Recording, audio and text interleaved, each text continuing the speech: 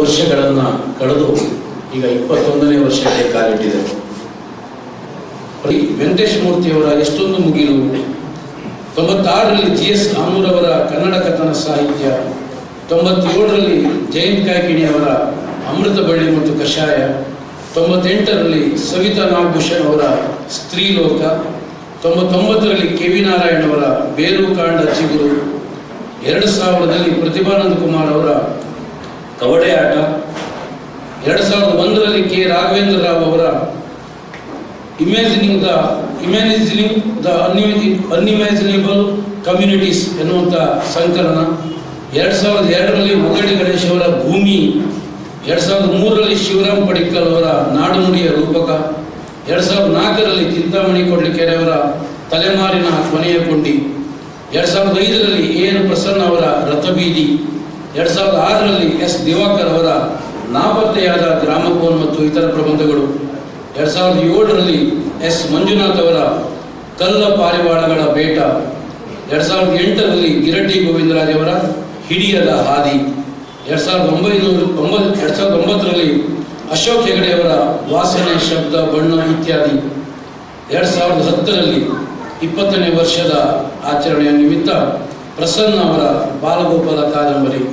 ಇವಿಷ್ಟು ಕೃತಿಗಳಿಗೆ BS ಶ್ರೀಧರ್ ಸಾಹಿತ್ಯ ಪ್ರಶಸ್ತಿ ಸಮಿತಿ ಪ್ರಶಸ್ತಿಯನ್ನು ನೀಡಿದೆ. ನಮ್ಮ ಜೊತೆ Keertinath Kurtakoti, NK Shivaram Karanth, KV Subbanna, Patil Puttappa, Prasanna, Venugopal, CN Ramachandran, Giraddi Govindaraj, Baraguru Ramachandrappa, Sanadi, Amur, Shambhu Hegde, Chintamani Kodlikere, Kiram Nagaraj, Lakshmish Tolpadi ಮುಂತಾದ ಅನೇಕ ಚಿಂತಕರು ಭಾಗವಹಿಸಿದ್ದಾರೆ. ಈ ವರ್ಷ ನಮ್ಮ ಜಿಲ್ಲೆಯವರೇ ಆದ ಡಾಕ್ಟರ್ RP ಹೆಗಡೆಯವರ ಜೀವಮಾನ ಸಾಧನೆಯ ಅವರ ಸಾಹಿತ್ಯದ ಒಟ್ಟು ಕೃತಿಗಳನ್ನು ಅವಲೋಕಿಸಿ ಗೌರವಪೂರ್ವಕವಾಗಿ ಈ ವರ್ಷದ ಪ್ರಶಸ್ತಿಯನ್ನು ನೀಡೋದಕ್ಕೆ ಪ್ರಶಸ್ತಿ ಸಮಿತಿ ನಿರ್ಧರಿಸಿದೆ. ಎಲ್ಲರ ಪ್ರೀತಿಗೆ ಪಾತ್ರರಾದಂಥ RP ಹೆಗಡೆಯವರು ಇವತ್ತು ನಮ್ಮ ಜೊತೆಗಿದ್ದಾರೆ. ಸಮಿತಿಯ ಪರವಾಗಿ ಹಾಗೂ ನಿಮ್ಮೆಲ್ಲರ ಪರವಾಗಿ ಅವರನ್ನು ಹೃತ್ಪೂರ್ವಕವಾಗಿ ಸ್ವಾಗತಿಸ್ತೇನೆ. ಎಲ್ಲ ಕ್ಷೇತ್ರಗಳಲ್ಲಿಯೂ ಒಂದು ಅನನ್ಯತೆಯನ್ನು ಗುರುತಿಸ್ಕೋತಾನೆ ಬಂದಂಥ ನಮ್ಮೆಲ್ಲರ ಪ್ರೀತಿಯ ಜಯಂತ್ ಈ ಹಿಂದೆ ಅವರ ಕೃತಿಗಾಗಿ ಈ ಸಮಿತಿಯಿಂದ ಪ್ರಶಸ್ತಿಯನ್ನು ಪಡೆದಿದ್ದರು, ಬಿಡೋದಕ್ಕಾಗಿ ಅಧ್ಯಕ್ಷತೆ ವಹಿಸಿದ್ರು. ಹೊಸ ತಲೆಮಾರಿನ ಈ ಹೊತ್ತಿಗೆ ಮತ್ತೆ ಅವರನ್ನು ಬಹಳ ಪ್ರೀತಿಯಿಂದ ಆಹ್ವಾನಿಸಿದ್ದೇವೆ. ನಮ್ಮ ಜೊತೆಗೆ ಇದ್ದಾರೆ ಜಯಂತ್ ಅವರು, ನಮ್ಮೆಲ್ಲರ ಪರವಾಗಿ ಸ್ವಾಗತಿಸ್ತಾ ಇದ್ದೇನೆ. ನಮ್ಮ ಪ್ರಶಸ್ತಿ ಸಮಿತಿಯ ಸಲಹೆಗಾರರಾದ ಡಾಕ್ಟರ್ MG ಹೆಗಡೆ ಅವರನ್ನು ನಿಮ್ಮೆಲ್ಲರ ಪರವಾಗಿ ಸ್ವಾಗತಿಸ್ತಾ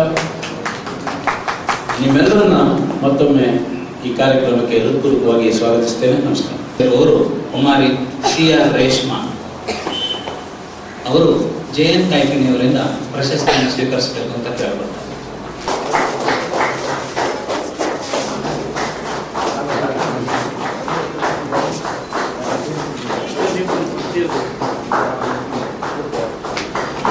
ಹಿರಿಯ ಶಿಕ್ಷಕ ಮೋಹನ್ ಭಟ್ ಅವರು ರೇಷ್ಮಾ ಅವರಿಗೆ ನೆನಪಿನ ಕಾಣಿಕೆಯನ್ನು ಕೊಡೋದಕ್ಕೆ ಬಯಸಿದ್ದಾರೆ. ಅವರು ದಯವಿಟ್ಟು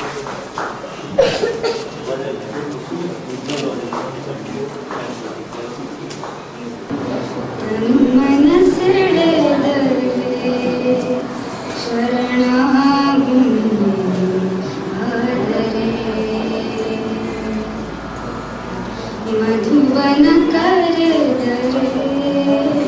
ತನ್ಮನ ಸೆಳೆದರೆ ಶರಣಾಗುನಿ ಆದರೆ ಬಿರುಗಾಳಿಯಲ್ಲಿ ತೇಲಿ ಹೊಸ ಘಳಿಗೆ ಬಂದಿದೆ, ಕನಸೊಂದು ಮೈಯ ಮುರಿದು ಬಾಬಳಿಗೆ ಎಂದಿದೆ. ಶರಣಾಗುವಾದರೆ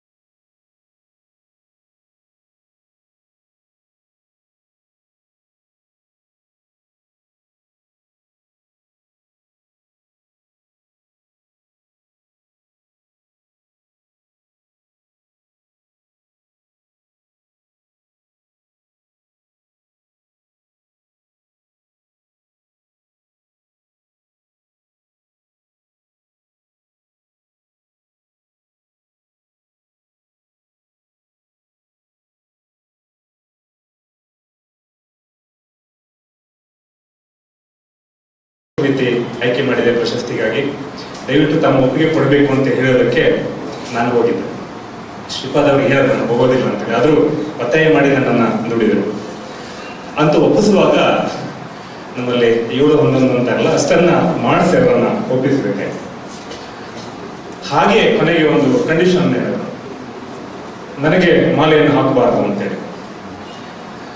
ನಾನು ಹೇಳಿದೆ ನಮ್ಮಲ್ಲಿ ಆ ಪದ್ಧತಿ ಮೊದಲಿಂದ ಇಲ್ಲ ಅಂತ, ನನಗೆ ಶಾಲನ್ನು ಒದಗಿಸಬಾರ್ದು ಅಂತಂದ್ರು.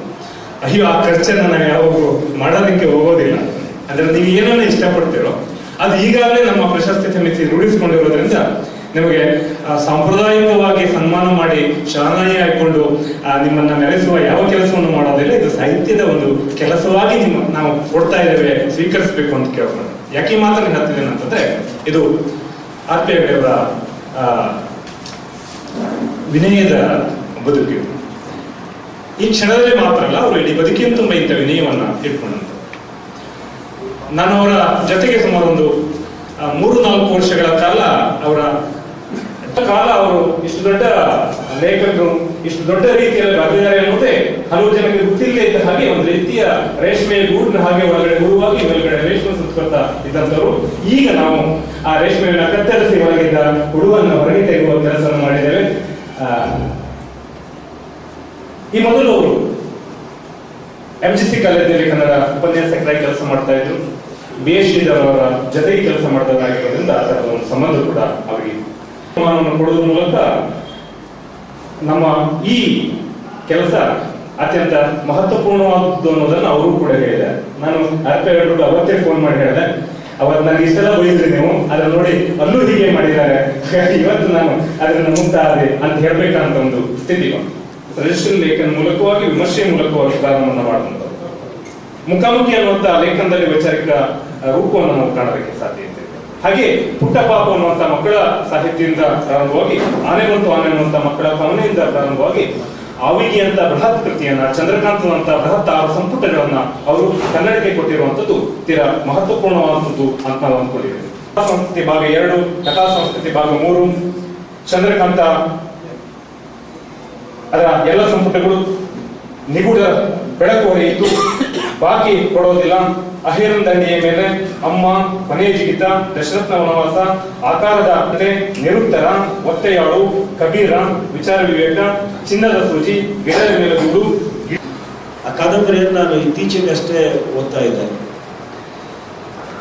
ಉತ್ತರ ಕನ್ನಡದ ಒಂದು ಬಹಳ ಹಿಂದೆ ಗ್ರಾಮೀಣ ಪ್ರದೇಶವೊಂದರಲ್ಲಿ ಒಂದು ಅವಿಭಕ್ತ ಕುಟುಂಬದ 3 ತಲೆಮಾರಿನ ವ್ಯಕ್ತಿಗಳು ಅದರೊಳಗೆ ಬರ್ತಾರೆ. 3 ತಲೆಮಾರಿನ ವ್ಯಕ್ತಿಗಳ ಆ ಹೆಸರನ್ನೇ ಇಟ್ಟು ಕಾದಂಬರಿಯನ್ನ 3 ವಿಭಾಗವಾಗಿ ಅವರು ವಿಭಜಿಸಿದ್ದಾರೆ. ಕಾದಂಬರಿಯನ್ನು ಓದ್ತಾ ಹೋದಾಗ ನನಗೆ ಬಹಳ ಆಶ್ಚರ್ಯವಾಗಿ ಶುರುವಾಯಿತು. ಏನು ಅಂತ ಹೇಳಿದ್ರೆ, ನಮಗೆ ಈಗಾಗಲೇ ಪರಿಚಿತ ಇರುವಂತಹ ಕಾದಂಬರಿ ಪ್ರಕಾರದ ಬಗ್ಗೆ ಒಂದು ಕಲ್ಪನೆ ಇರ್ತದೆ. ಅಂತಹ ಎಲ್ಲ ಕಲ್ಪನೆಯನ್ನು ಅದು ಆರಾಮಾಗಿ ನೋಡಿಕೊಂಡು ಕಾದಂಬರಿ ಅಂತ ಕರೆಯೋದಕ್ಕೆ ಸಾಧ್ಯ ಇದೆಯಾ ಅಂತ ಅನುಮಾನ ಹುಟ್ಟಿಸುವ ರೀತಿಯಲ್ಲಿ ಬಹಳ ಸೂಕ್ಷ್ಮವಾಗಿ ಒಂದು ಆ ಗ್ರಾಮೀಣ ಪ್ರದೇಶದ ಆ ಕುಟುಂಬದಲ್ಲಿಯ ವಿದ್ಯಮಾನಗಳನ್ನು ವರ್ಣಿಸ್ತಾ ಇಡೀ ಊರಿನಲ್ಲಿ ಒಂದು ಜಿಲ್ಲೆಯಲ್ಲಿ ಯಾವ ರೀತಿಯ ಬದಲಾವಣೆಗಳು ಆಗ್ತಾ ಹೋದವು ಅನ್ನೋದನ್ನು ದಾಖಲಿಸ್ತದೆ ಅನ್ನೋದೇ ಬಹುಶಃ ಹೆಚ್ಚು ಸರಿಯಾಗಿದ್ದು. ಯಾಕೆಂದ್ರೆ ಜೀವನ ಕ್ರಮ, ಜೀವನದ ಅನೇಕ ಆಚರಣೆಗಳು, ಇವುಗಳನ್ನೆಲ್ಲ ಅದು ಹೇಗೆ ಸ್ಥಿತ್ಯಂತರ ಆಗ್ತಾ ಹೋಯಿತು ಅನ್ನೋದನ್ನ ಅದು ದಾಖಲನೆ ಮಾಡ್ತಾ ಹೋಗ್ತದೆ. ಮತ್ತು ಕಾದಂಬರಿಯಲ್ಲಿ ನಾವೆಲ್ಲ ಊಹಿಸುವ ಹಾಗೆ ಅಲ್ಲೊಂದು ಪಾತ್ರದ ಬೆಳವಣಿಗೆ ಮತ್ತು ಈ ರೀತಿಯ ಯಾವುದೋ ಒಂದು ಆಗ್ತದೆ, ಆಮೇಲೆ ಒಂದು ಕ್ಲೈಮ್ಯಾಕ್ಸ್, ನಮಗೆಲ್ಲ ಒಂದು ಕಾದಂಬರಿ ಬಗ್ಗೆ ಒಂದು ಕಲ್ಪನೆ ಇದೆ. ಏನು, ಒಂದು ಆರಂಭ ಆಗಿ ಒಂದು ಸಮಸ್ಯೆಯನ್ನು ಕೊಟ್ಟು ಆಮೇಲೆ ಅದನ್ನು ಬೆಳೆಸಿ ಆಮೇಲೆ ರೆಸೊಲ್ಯೂಷನ್ ಅಲ್ಲಿಗೆ ಬಂದು ಮುಟ್ತದೆ ಅಂತ ನಾವು ಅಂದ್ಕೊಂಡು ಹೋಗಿದ್ರೆ ಹಾಗೇನೂ ಆಗೋದೇ ಇಲ್ಲ ನಿಜಕ್ಕೂ. ಹಾಗೆ ನೋಡಿದ್ರೆ ಕಾದಂಬರಿಯಲ್ಲಿ ಉದ್ದಕ್ಕೂ ಏಳು ಬೀಳುಗಳಿಲ್ಲದೆ ಒಂದೇ ಶ್ರುತಿಯಲ್ಲಿ ಒಂದು ರೂಟೀನ್ ಬದುಕು, ಗ್ರಾಮೀಣ ಪ್ರದೇಶದ ಒಂದು ರೂಟೀನ್ ಬದುಕಿನಷ್ಟೇ ಆ ಲಯವನ್ನೇ, ಬದುಕಿನ ಗತಿಯನ್ನ ಮತ್ತು ಲಯವನ್ನ ಬಹುಶಃ ಅದು ಹಿಡಿಯಲಿಕ್ಕೆ ಪ್ರಯತ್ನಿಸ್ತಾ ಇರೋದ್ರಿಂದ ಹಾಗೆ ಇರ್ಬೋದು. ಆ ಬದುಕಿನ ಕ್ರಮ ಹಾಗಿದೆ. ಅಂಥದ್ದೊಂದು ಬದುಕಿನ ಕ್ರಮವನ್ನು ಕೊಡ್ತಾ ನಿರೂಪಣೆಯಲ್ಲಿಯೇ ಬಹಳ ಸೂಕ್ಷ್ಮವಾಗಿ ಅಲ್ಲೊಂದು ಬದಲಾವಣೆ ಆಗ್ತಾ ಇದೆ ಅನ್ನೋದನ್ನ ಸೂಚಿಸ್ತದೆ. ಮತ್ತು ಆ ಬಹುಶಃ ಕಾದಂಬರಿಯ ಕ್ಲೈಮ್ಯಾಕ್ಸ್ ಅಂತ ಏನಾದ್ರು ಹೇಳೋದಿದ್ರೆ ಇದನ್ನೇ, ಏನು ಅಂದ್ರೆ 3ನೇ ತಲೆಮಾರಿಗೆ ಸೇರಿದ ಒಬ್ಬ ವ್ಯಕ್ತಿ ಅವನು ಈ ಅವಿಭಕ್ತ ಕುಟುಂಬವನ್ನ ಬಿಟ್ಟು ಅದರಿಂದ ಹೊರಗಡೆ, ಆ ಕುಟುಂಬದ ಮುಖ್ಯಸ್ಥನಾಗಿದ್ದವನು ಆ ಕುಟುಂಬದ ಹೊಣೆಗಾರಿಕೆಯನ್ನು ಬಿಟ್ಟುಕೊಟ್ಟು ಸ್ವತಂತ್ರನಾಗಿ ಬದುಕೋದಕ್ಕೆ, ಒಬ್ಬ ಅಧ್ಯಾಪಕನಾಗಿ ಬರೋದಕ್ಕೆ ನಿರ್ಧಾರವನ್ನು ತೆಗೆದುಕೊಳ್ತಾನೆ. ಅವನು ಅಲ್ಲಿಂದ ಹೊರಡ್ತಾನೆ, ಹೊರಗೆ ಬಿಟ್ಟು ಹೊರಗಡೆ ಬಂದ್ಬಿಡ್ತಾನೆ ಅನ್ನೋಲ್ಲಿಗೆ ಆ ಕಾದಂಬರಿ ಮುಗಿಯುತ್ತದೆ. ಸೊ ಅವನು ಆ ಅವಿಭಕ್ತ ಕುಟುಂಬದಲ್ಲಿಯೇ ಇದ್ಕೊಂಡು ಸ್ವಲ್ಪ ಭಿನ್ನವಾಗಿ ವಿದ್ಯಾಭ್ಯಾಸವನ್ನು ಮಾಡಿರ್ತಾನೆ ಮತ್ತು ಸಾಹಿತ್ಯದಲ್ಲಿ ಆಸಕ್ತಿಯನ್ನು ತೋರಿಸ್ತಾ ಇರ್ತಾನೆ. ಸ್ವತಂತ್ರವಾಗಿ ಯೋಚನೆ ಮಾಡುವ ಮತ್ತು ನಿಲ್ಲುವ ಕನಸನ್ನ ಹೊತ್ತಂತಹ ಯುವಕ ಒಂದು ಹೊಸ ಊರಿಗೆ ಬಂದು ಹೊಸ ಆರಂಭವನ್ನು ಮಾಡೋದ್ರ ಜೊತೆಗೆ ಆ ಕಾದಂಬರಿ ಮುಗಿಯುತ್ತದೆ. ಬಹುಶಃ ಆ ವ್ಯಕ್ತಿ ಇದನ್ನೆಲ್ಲ ಹೊರಗೆ ಬಂದಂತಹ ವ್ಯಕ್ತಿ ಇದೊಂದು ಆಟೋಬಯೋಗ್ರಾಫಿಕಲ್ ನಾವೆಲ್ ಹೌದೋ ಅನ್ನೋದು ನನಗೆ ಗೊತ್ತಿಲ್ಲ. ಆದರೆ ಖಂಡಿತಕ್ಕೂ ಆರ್ ಪಿ ಹೆಗ್ಡೆಯವರ ಈ 41 ಕೃತಿಗಳನ್ನು ಈ ಥಟ್ಟನೆ ಅವರು ಹೀಗೆ ಅದನ್ನ ಬರೆದಿದ್ದಾರೆ ಈ ಅವಧಿಯಲ್ಲಿ ಅಂತ ನೋಡಿದರೆ, ಆ ಕಥಾನಾಯಕನಲ್ಲಿರುವಂತಹ ಇಂಡಸ್ಟ್ರಿಯಸ್ನೆಸ್ ಏನಿದೆ, ಆ ಕಥಾನಾಯಕನಲ್ಲಿರುವಂತಹ ಒಂದು ಸಾಹಿತ್ಯದ ಕುರಿತ ಅದಮ್ಯವಾದ ಉತ್ಸಾಹ, ಇವುಗಳು ಬಹುಶಃ ಇವುಗಳನ್ನು ನೋಡಿದರೆ ಬಹುಶಃ ಇದೊಂದು ಆಟೋಬಯೋಗ್ರಾಫಿಕಲ್ ನಾವೆಲ್ ಆಗಿರಬಹುದು. ವೆಲ್, ಅದೇನೋ ನನಗೆ ಮುಖ್ಯ ಅಲ್ಲ. ಆದರೆ ನನಗೆ ಮುಖ್ಯವಾಗಿದ್ದೇನು ಅಂತ ಹೇಳಿದ್ರೆ, ಕನ್ನಡದ ಬಹಳ ಒಳ್ಳೆಯ ಕಾದಂಬರಿಗಳಲ್ಲಿ, ಅದರಲ್ಲಿ ಉತ್ತರ ಕನ್ನಡದ ಕುರಿತಾಗಿ ಆಸಕ್ತಿ ಹೊಂದಿರುವಂತಹ ಯಾರೇ ಆದರೂ ಗಮನಿಸಲೇಬೇಕಾದಂತಹ ಒಂದು ಮಹತ್ವದ ಕಾದಂಬರಿ ಗತಿ. ಅದು ಇಲ್ಲಿಯ ಜೀವನದ ಬದುಕಿನ ಒಂದು ಗತಿಯನ್ನ, ಒಂದು ಲಯವನ್ನ ಆ ಕಾದಂಬರಿ ತನ್ನ ಮಂಡನೆಯ ಕ್ರಮದಲ್ಲಿಯೇ ಹಿಡಿದಿಟ್ಟಿದೆ ಅಂತ ನಾನು ಅಂದ್ಕೊಂಡಿದ್ದೇನೆ. ಆರ್ ಪಿ ಹೆಗ್ಡೆಯವರು ಇಂಥದ್ದೊಂದು ಕಾದಂಬರಿಯನ್ನು ರಚಿಸಿದ್ದಾರೆ ಅಂತ ಹೇಳೋದು ನನಗೆ ಆಶ್ಚರ್ಯ ಯಾಕಾಗಿತ್ತು ಅಂತ ಹೇಳಿದ್ರೆ, ನನಗೆ ಅದಕ್ಕಿಂತ ಮೊದಲು ಆರ್ ಪಿ ಹೆಗ್ಡೆಯವರ ಪರಿಚಯ ಆದಾಗಲಿಂದ ಈಗ ಕೆಲವು ವರ್ಷಗಳಲ್ಲಿ ಈ PhD ಪ್ರಶಸ್ತಿ ಸಮಿತಿಯೊಂದಿಗೆ ವೆಂಕಟೇಶ ಮೂರ್ತಿಯವರಿಗೆ ಪ್ರಶಸ್ತಿ ಬಂದ ಆ ಕಾಲದ ಸುತ್ತಮುತ್ತಲಿನಿಂದ ನನಗೆ ಅವರ ಪರಿಚಯ. ಮತ್ತು ಆ ಕಾಲದಲ್ಲೆಲ್ಲ ಅವರು ಪ್ರಬಂಧ ಮಂಡನೆಗೆ ಆಗಿ ಅವರ ಜೊತೆ ಅನೇಕ ವೇದಿಕೆಗಳಲ್ಲಿ ನಾವು ಭಾಷಣ ಮಾಡಬೇಕಾಗಿತ್ತು. ಮತ್ತು ಆವಾಗಲೆಲ್ಲ ಅವರ ಪ್ರಬಂಧ ಎಷ್ಟು ಅಚ್ಚುಕಟ್ಟಾಗಿ ಶಿಸ್ತುಬದ್ಧವಾಗಿ, ಅದು ಕನ್ಕ್ಲೂಷನ್ಸ್ಗಳನ್ನೆಲ್ಲ ಕರೆಕ್ಟಾಗಿ ತೆಗೆದು ತಾರ್ಕಿಕವಾಗಿ ಬರೆದಿಡುವಂತಹ ಆ ಶಿಸ್ತನ್ನು ನೋಡಿದಾಗ ಇದು ಒಳ್ಳೆ ಇಸ್ತ್ರಿ ಮಾಡಿಟ್ಟು ಬಟ್ಟೆ ಹಾಗೆ ಅಷ್ಟು ಇದ್ದವರು ಇವರು ಅಂತ ನನಗೆ ಆರಂಭದಲ್ಲಿ ಅವರ ಪರಿಚಯ. ಆಮೇಲೆ ಇಲ್ಲಿ ಧ್ಯೇಯನಿಷ್ಠ ಪತ್ರಕರ್ತ ಒಂದು ದಿನಪತ್ರಿಕೆಯಾಗಿ ನಡೀತಾ ಇರೋ ಕಾಲದಲ್ಲಿ ಅದರಲ್ಲಿ ರಿವ್ಯೂಗಾಗಿ ಮಾತನಾಡುವ ಕಷ್ಟ ಅನ್ನುವ ಅವರ ಪುಸ್ತಕ ಬಂದಿತ್ತು. ಆವಾಗ ನನಗೆ ಮೊಟ್ಟ ಮೊದಲನೇ ಸಲ ಅವರ ಪುಸ್ತಕವನ್ನು ಓದಿದ್ದು ಬಹುಶಃ ಅದನ್ನೇ, ಮಾತನಾಡುವ ಕಷ್ಟ. ಅದರೊಳಗಡೆ ಅವರು ನಮ್ಮ ಅನುಭವ ಅನ್ನೋದು ಅದಕ್ಕೆ ಮಿತಿಯೇ ಇಲ್ಲ, ವಿಸ್ತಾರವಾದಂತಹ ಅನುಭವ ಪ್ರಪಂಚ ಇರ್ತದೆ, ಅದು ವಿಸ್ತಾರ ಆಗ್ತಾನೆ ಇರ್ತದೆ. ಆದರೆ ನಮ್ಮ ಭಾಷೆ ಮಿತವಾಗಿದ್ದು, ಈ ಮಿತವಾದ ಭಾಷೆಯಲ್ಲಿ ಆ ವಿಸ್ತಾರವಾದಂತಹ ಅನುಭವವನ್ನು ಹಿಡಿಯೋದು ಎಷ್ಟು ಕಷ್ಟ ಅಂತ ಗುರುತಿಸ್ಕೊಂಡ್ರೆ ಅನ್ನೋದು ನಮ್ಮ ಅನುಭವಕ್ಕೆ ಬಂದಿದ್ದರೆ ಮಾತನಾಡೋದು ಬಹಳ ಕಷ್ಟ ಆಗ್ತದೆ. ಆಮೇಲೆ ನಮ್ಮ ಮನುಷ್ಯ ಸಂಬಂಧಗಳು ಇರ್ತವೆ. ಆ ಮನುಷ್ಯ ಸಂಬಂಧಗಳು ಕೂಡ ಭಾಷೆ ಹುಟ್ಟಿಸುವಂತಹ ಅರ್ಥ ಪ್ರಪಂಚದ ವಿಸ್ತಾರಕ್ಕೋ ಸಂಕೋಚಕ್ಕೋ ಕಾರಣವಾಗಿಬಿಡ್ತದೆ. ಹೀಗೆ ಅನೇಕ ಕಾರಣಗಳಿಂದ ಮಾತನಾಡುವುದು ಬಹಳ ಕಷ್ಟ ಅಂತ ಬೇರೆ ಬೇರೆ ಪ್ರಬಂಧಗಳಲ್ಲಿ, ಅದು ಒಂದೇ ಅಲ್ಲ, ಅದರ ಜೊತೆ ಅನೇಕ ಪ್ರಬಂಧಗಳಲ್ಲಿ ಅವರು ಅದನ್ನ ಆ ಬಗೆಯ ವಿಚಾರಗಳನ್ನ ಅವರು ಅದರಲ್ಲಿ ಮಂಡಿಸಿದರು. ಮತ್ತು ಅದರಲ್ಲಿ ಕಬೀರ್ ಅಲ್ಲಿಂದ ಹಿಡಿದು ಎಮ್.ಎನ್. ರಾಯ್, ಆಮೇಲೆ ಅಸ್ತಿತ್ವವಾದ, ಸ್ತ್ರೀವಾದ, ಇವೆಲ್ಲವುಗಳನ್ನು ಅಲ್ಲಿ ಕಂಡಾಗ ಮತ್ತು ಈ ಎಲ್ಲ ವಿಷಯಗಳ ಬಗ್ಗೆ ಬಹಳ ಅಚ್ಚುಕಟ್ಟಾಗಿ ಪುಟ್ಟ ಪುಟ್ಟ ವಾಕ್ಯಗಳಲ್ಲಿ ಇಂಗ್ಲಿಷ್ನ ಬೇಕನ್ ಅನ್ನುವ ಪ್ರಬಂಧಕಾರನ ಶೈಲಿಯನ್ನು ನೆನಪಿಸುವ ರೀತಿಯಲ್ಲಿ ಅವರು ಅದನ್ನ ಬರೆದಿದ್ದರು. ಆದರೆ ನನಗೆ ಆವಾಗ ಬಹಳ ಇಸುಮುಸು ಆಗ್ತಾ ಇತ್ತು. ಇದೇನಿದು, ಇಂಥದ್ದೊಂದು ಸಹಭೋಜನ ಹೇಗೆ ಸಾಧ್ಯ ಇದೆ?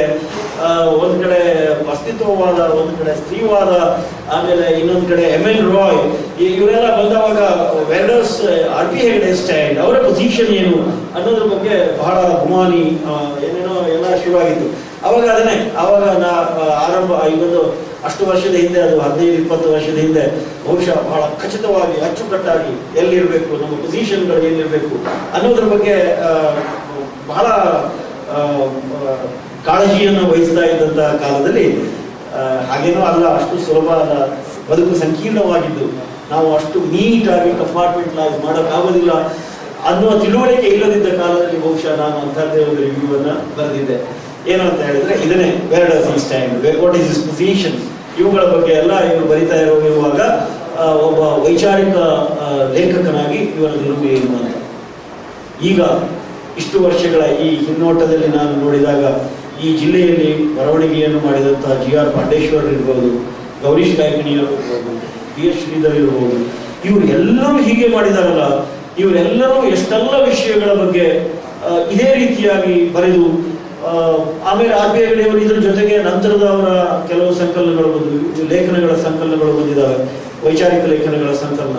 ಅದರಲ್ಲಿ ಮುಖಾಮುಖಿ ಅಂತ ಹೇಳ್ಕೊಂಡು ನಾನು ದಿಗ್ಭ್ರಮೆ ಅಂದ್ಕೊಂಡ್ಬಿಟ್ಟೆ. ಏನು ಅಂತ ಹೇಳಿದ್ರೆ RP ಹೆಗಡೆ ಮತ್ತು ಮುಖಾಮುಖಿ ಇದೆ ನೋಟ್ಬುಕ್ ಬೇದರು, ಅವ್ರು ಯಾವಾಗ ಮುಖಾಮುಖಿ ಅಂತ ಕಡೆಗೆ ನೋಡಿದ್ರೆ ಅದರೊಳಗಡೆ ಅವರು ತಮ್ಮೊಂದಿಗೆ ಮುಖಾಮುಖಿ ಆಗೋದು, ತಮ್ಮ ಒಳಗನ್ನ ಅವಲೋಕಿಸಿಕೊಳ್ಳೋದು ಅನ್ನುವ ಮಂಡನೆಯನ್ನ ಆ ಪ್ರಬಂಧದಲ್ಲಿ ನೋಡಿದೆ.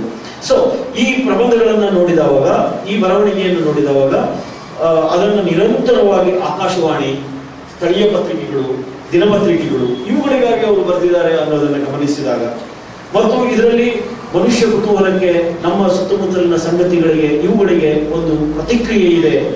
ನಮ್ಮ ಕಾಲದ ಅನೇಕ ಬಿಕ್ಕಟ್ಟುಗಳು, ಅದು ಜಾಗತೀಕರಣ ಇರ್ಬೋದು, ಶಿಕ್ಷಣ ಇರ್ಬೋದು, ಅಥವಾ ಪ್ರಗತಿ ಇರ್ಬೋದು, ಇಂಥ ಅನೇಕ ವಿಷಯಗಳ ಬಗ್ಗೆ ಅವರು ತಮ್ಮ ಪ್ರತಿಕ್ರಿಯೆಯನ್ನು ದಾಖಲಿಸಿದ್ದಾರೆ. ತಾವು ತೆಗೆದುಕೊಳ್ತಾ ಇರೋ ನಿಲುವು ಏನನ್ನು ಅನ್ನೋದನ್ನು ದಾಖಲಿಸಿದ್ದಾರೆ ಅನ್ನೋದನ್ನು ಗಮನಿಸಿದಾಗ ಥಟ್ಟನೆ ನೆನಪಿಗೆ ಬರೋದು, ಇದೇ ರೀತಿಯಲ್ಲಿ ನಮ್ಮ ಹಿರಿಯರು ಕೂಡ ಹೀಗೆ ಮಾಡಿದರು. ಮತ್ತು ಹಾಗೆ ಮಾಡುವಾಗ ಅಲ್ಲಿ ಪೊಸಿಷನ್ ಅನ್ನೋದಕ್ಕಿಂತ ಹೆಚ್ಚಿಗೆ ಇವುಗಳ ಕುರಿತು ಒಂದು ತಿಳುವಳಿಕೆಯನ್ನು ಕೊಡುವುದು, ಒಂದು ರೀತಿ ಜನಶಿಕ್ಷಣವನ್ನು ನೀಡುವ ಉತ್ಸಾಹವನ್ನು ಮತ್ತು ಅದಮ್ಯ ಆಸೆಯನ್ನು ಇಟ್ಟುಕೊಂಡು ಆ ಮಾಧ್ಯಮ ಎಂಥದೇ ಇರಲಿ, ಅದನ್ನು ಯಾರೂ ಕೇಳದೇ ಇರುವಂಥ ಆಕಾಶವಾಣಿ ಆಗಿರಲಿ, ಅದು ಟಿವಿ ಆಗಿರ್ಬೇಕಾಗಿದೆ. ಟಿವಿ ಬಂದ ಮೇಲೆ ಆಕಾಶವಾಣಿ ಯಾರು ಮಾತಾಡೋದಿಲ್ಲ. ಆಕಾಶವಾಣಿ ಆಗಿರ್ಬೋದು ಅಥವಾ ಒಂದು ಸಣ್ಣ ಪತ್ರಿಕೆ ಆಗಿರ್ಬೋದು, ಅವುಗಳೆಲ್ಲದರಲ್ಲಿಯೂ ಅದೇ ರೀತಿಯ ಕಾರ್ಯತತ್ಪರತೆ ಮತ್ತು ನಿಷ್ಠೆಯಿಂದ ಅವರು ಬರೆದು ಒಂದು ವೈಚಾರಿಕ ಸಹಭಾಗಿತ್ವವನ್ನು ನೀಡಿರುವುದು, ಅದು ಈ ಜಿಲ್ಲೆಗೆ ಅವರು ನೀಡಿದಂತಹ ಬಹಳ ದೊಡ್ಡ ಕೊಡುಗೆ ಅಂತ ಅಂದ್ಕೊಂಡಿದ್ದೇನೆ. ಈ ಜಿಲ್ಲೆಯ ಅನೇಕರಿಗೆ ನಾವು ಈ ಹಿಂದೆ ಪ್ರಶಸ್ತಿಯನ್ನು ಕೊಟ್ಟಿದ್ದೇವೆ, ಆದರೆ ಅವರೆಲ್ಲರೂ ಈ ಜಿಲ್ಲೆಯಿಂದ ಹೊರಗೆ ಹೋದವರು, ಇನ್ಕ್ಲೂಡಿಂಗ್ ಜಯಂತ್.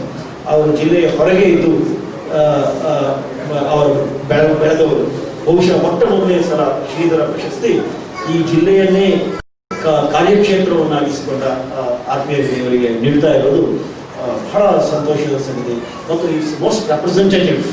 ಸೊ ಯಾರಾದರೂ ಹಾಗೆ ಜಿಲ್ಲೆಯ ಒಳಗೆ ಕಾರ್ಯಕ್ಷೇತ್ರವನ್ನಾಗಿಟ್ಕೊಂಡು ಸಂಪೂರ್ಣವಾಗಿ ಇಲ್ಲಿ ಲೋಕಶಿಕ್ಷಣದಲ್ಲಿ ತೊಡಗಿಕೊಂಡಿರೋ ರೆಪ್ರೆಸೆಂಟೇಟಿವ್ಸ್ ಅಂತ ಯಾರಾದರೂ ಆಯ್ಕೆ ಮಾಡೋದಿದ್ರೆ RP ಹೆಗಡೆ ಅಲ್ಲಿ ಮುಂದಿನ ಸಾಲಿನಲ್ಲಿ ನಿಲ್ಲುವ ವ್ಯಕ್ತಿಗಳಲ್ಲಿ ಒಬ್ಬರಾಗಿರ್ತಾರೆ. ಆಮೇಲೆ ಇವೆಲ್ಲಕ್ಕಿಂತ ಮುಖ್ಯವಾಗಿ ಅಮೇಜಿಂಗ್ ಅಂತ ಅನ್ನಿಸಿದ್ದು ಅಂತ ಹೇಳಿದ್ರೆ, ಅವರು ಅನುವಾದದಲ್ಲಿ ಗಂಭೀರವಾಗಿ ತೊಡಗಿಸಿಕೊಂಡಿದ್ದು. ಈಗಾಗಲೇ ಕನ್ನಡದಲ್ಲಿರುವಂತಹ ಸಾಹಿತ್ಯ ಕೃತಿಗಳ ಮಾತನಾಡುವ ಕಷ್ಟ ಬಹುಶಃ ಈ ರೀತಿಯಲ್ಲಿ ಪರಿಹಾರ ಆಗೋದಕ್ಕೆ ಸಾಧ್ಯ ಇದೆ ಅಂತ ನಾನು ಅಂದ್ಕೊಂಡಿದ್ದೇನೆ. ಏನಂತ ಹೇಳಿದ್ರೆ, ಈಗಾಗಲೇ ಕನ್ನಡದಲ್ಲಿ ಒಂದು ಅನುಭವ ಪ್ರಪಂಚ ಅನ್ನೋದನ್ನ ಕನ್ನಡ ಸಾಹಿತ್ಯ ಕಟ್ಕೊಡ್ತಾ ಇರ್ತದೆ. ಈಗ ಫಾರ್ ಎಕ್ಸಾಂಪಲ್ ದಲಿತ ಸಾಹಿತ್ಯ, ನಮಗೆ ಗೊತ್ತಿರುವ ದಲಿತ ಸಾಹಿತ್ಯ ಯಾವುದು ಅಂತ ಹೇಳಿದ್ರೆ ಕನ್ನಡದಲ್ಲಿ ಬರೆದಿರುವಂತಹ ಮೊಗಳ್ಳಿ ಗಣೇಶ್ ಇರ್ಬೋದು ಅಥವಾ ಇನ್ನೂ ಅನೇಕರಿರ್ಬೋದು.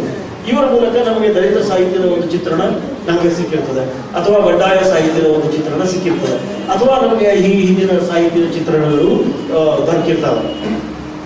ಆದರೆ ಈ ಚಿತ್ರಣಗಳ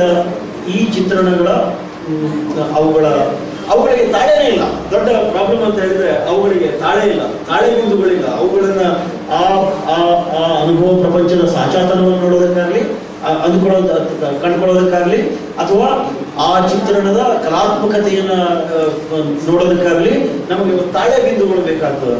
ಇಂತಹದೇ ಮತ್ತೆಲ್ಲಿ ಏನೆಲ್ಲ ನಡೆದಿದೆ ಅನ್ನೋದನ್ನ ತಿಳ್ಕೋಬೇಕಾಗ್ತದೆ.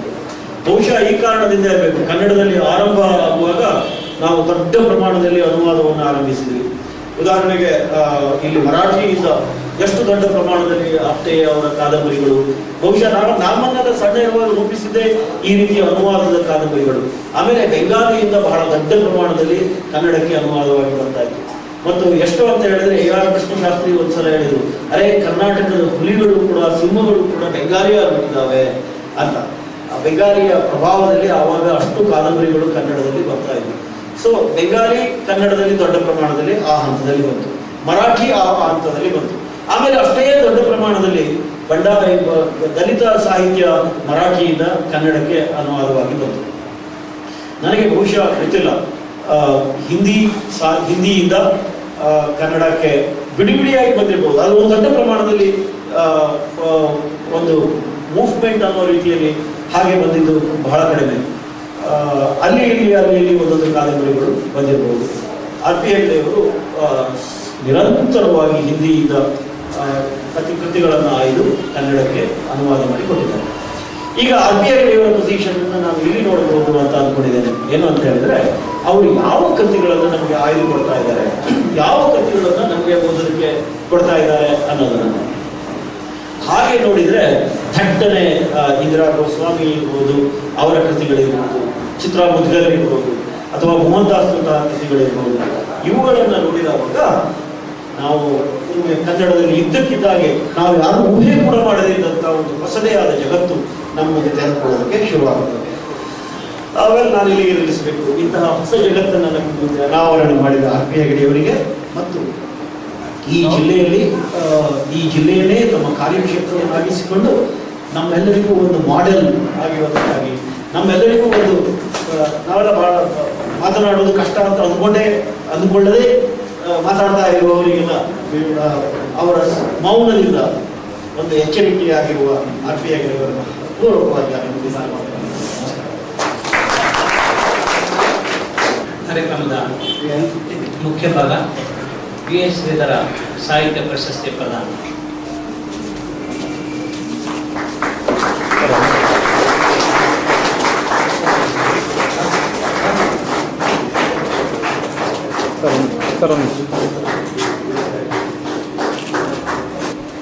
ಸ್ವಲ್ಪ ಈ ಕಡೆ ಹತ್ರ ಸ್ವಲ್ಪ ಹತ್ರ ಬನ್ನಿ ಈ ಕಡೆ. ಹಾಂ, yes sir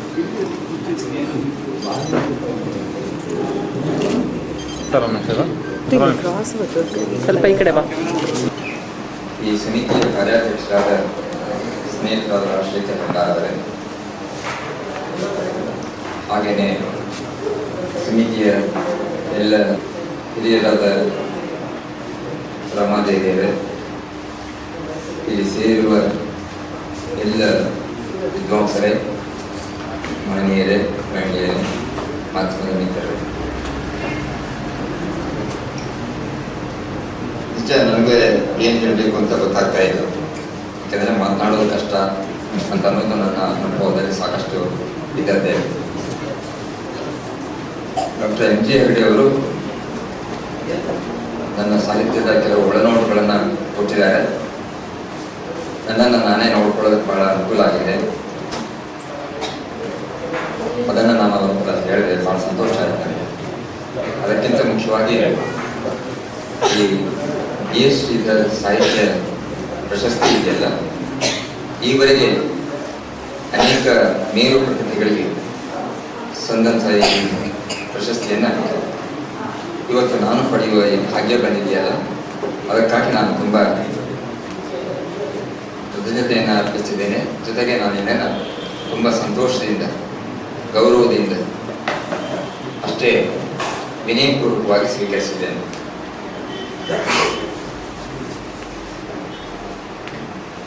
ಸ್ನೇಹಿತರಾದ doctor Vithal Bhandari ಅವರು ಕೆಲವು ಒಳ್ಳೆಯ ಮಾತುಗಳನ್ನು ನನ್ನ ಬಗ್ಗೆ ಹೇಳಿದರು.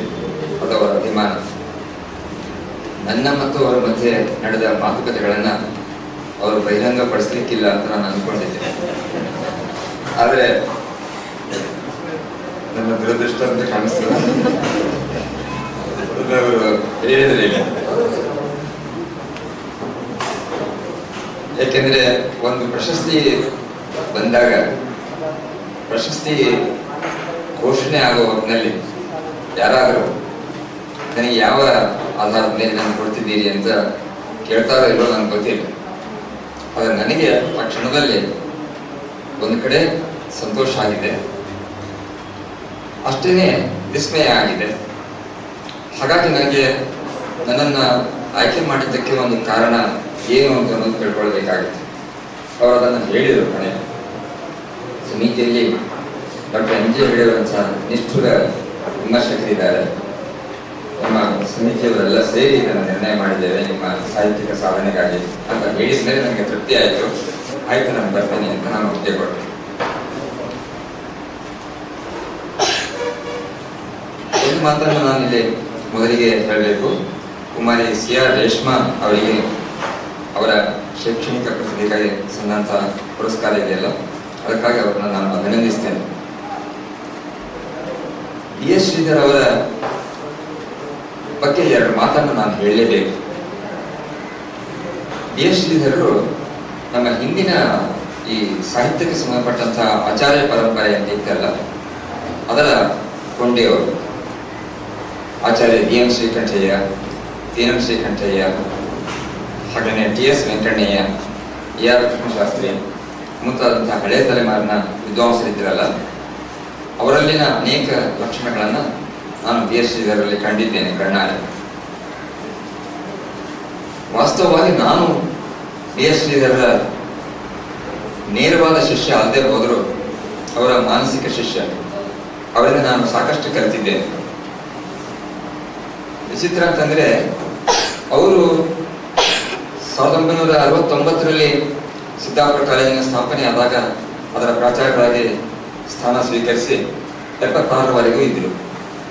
76ರಲ್ಲಿ ನಾನು ಅದೇ ಕಾಲೇಜಿನ ಪಾರ್ಟ್ ಟೈಮ್ ಅಧ್ಯಾಪಕನಾಗಿ ಸೇರಿದೆ. ಆದರೆ ಸುಮಾರು ವರ್ಷಗಳ ಕಾಲ ಅವರು ಸಿದ್ದಾಪುರದಲ್ಲಿ ಇದ್ದಾಗ ನನ್ನ ಮತ್ತು ಅವರ ನಡುವೆ ಒಂದು ವಿಶಿಷ್ಟವಾದ ಸಂಪರ್ಕ ಇತ್ತು. ಅವರನ್ನು ನಾನು ಪದೇ ಪದೇ ಭೇಟಿಯಾಗ್ತಿದ್ದೆ.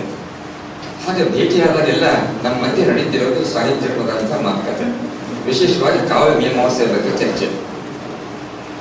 ಆ ಚರ್ಚೆ ಸಂದರ್ಭದಲ್ಲಿ ಒಮ್ಮೆ ನಾನು ಪ್ರಶ್ನೆ ಕೇಳಿಬಿಟ್ರೆ ಸಾಕಾಗ್ತದೆ. ಮುಂದಿನ ಎಲ್ಲ ಕೆಲಸ ಒಂದು ತಾಸಿನವರೆಗೆ ನಿರರ್ಗಳವಾಗಿ, ಅನುಸ್ಯೂತವಾಗಿ, ಅಸ್ಖಲಿತವಾಗಿ ವಿಶ್ವದ ಬೇರೆ ಬೇರೆ ಸಾಹಿತ್ಯದಲ್ಲಿ ಬಂದಂತಹ ಉದಾಹರಣೆಗಳೊಂದಿಗೆ ಅವರು ವಿವರಿಸ್ತಾ ಇದ್ರು. ನಾನು ಬಾಯದಲ್ಲಿ ಕೂತ್ಕೊಂಡು ಕೇಳ್ತಿದ್ದೆ. ಅದೆಂಥ ಅದ್ಭುತವಾದ ಪಾಂಡಿತ್ಯ! ನಾನು ಅದನ್ನು ಸ್ವತಃ ಅನುಭವಿಸಿದೆ. ಅಷ್ಟೇ ಅಲ್ಲ, ನಾನು ಹಿರಿಯ ಆಚಾರ್ಯರನ್ನ ಯಾಕೆ ನೆನಪು ಮಾಡ್ಕೊಂಡೆ ಅಂತಂದ್ರೆ, ಅವರಿರುವಂತಹ ಆ ವಿನಯ, ಸಜ್ಜನಿಕೆ, ಸರಳತೆ, ಅದ್ರ ಜೊತೆಗೆ ಮಾನವೀಯ ಗುಣ ಇದೆಯಲ್ಲ, ಅದನ್ನು ನಾನು ಸಾಕಷ್ಟು ಸಾರಿ ಕಂಡಿದ್ದೇನೆ. ಯಾಕೆಂದ್ರೆ ಅವ್ರ ಮನೆಗೆ ಹೋದ್ರೆ ಅವರು ಕಾಲೇಜಿಗೆ ಹೋಗೋ ಹೊತ್ತಿನಲ್ಲಿ ಊಟ ಮಾಡ್ಕೊಂಡು ಹೋಗೋರು. ಆ ವೇಳೆಯಲ್ಲಿ ನನಗೆ ಅವರು ಬಿಡ್ತಿರ್ಲಿಲ್ಲ.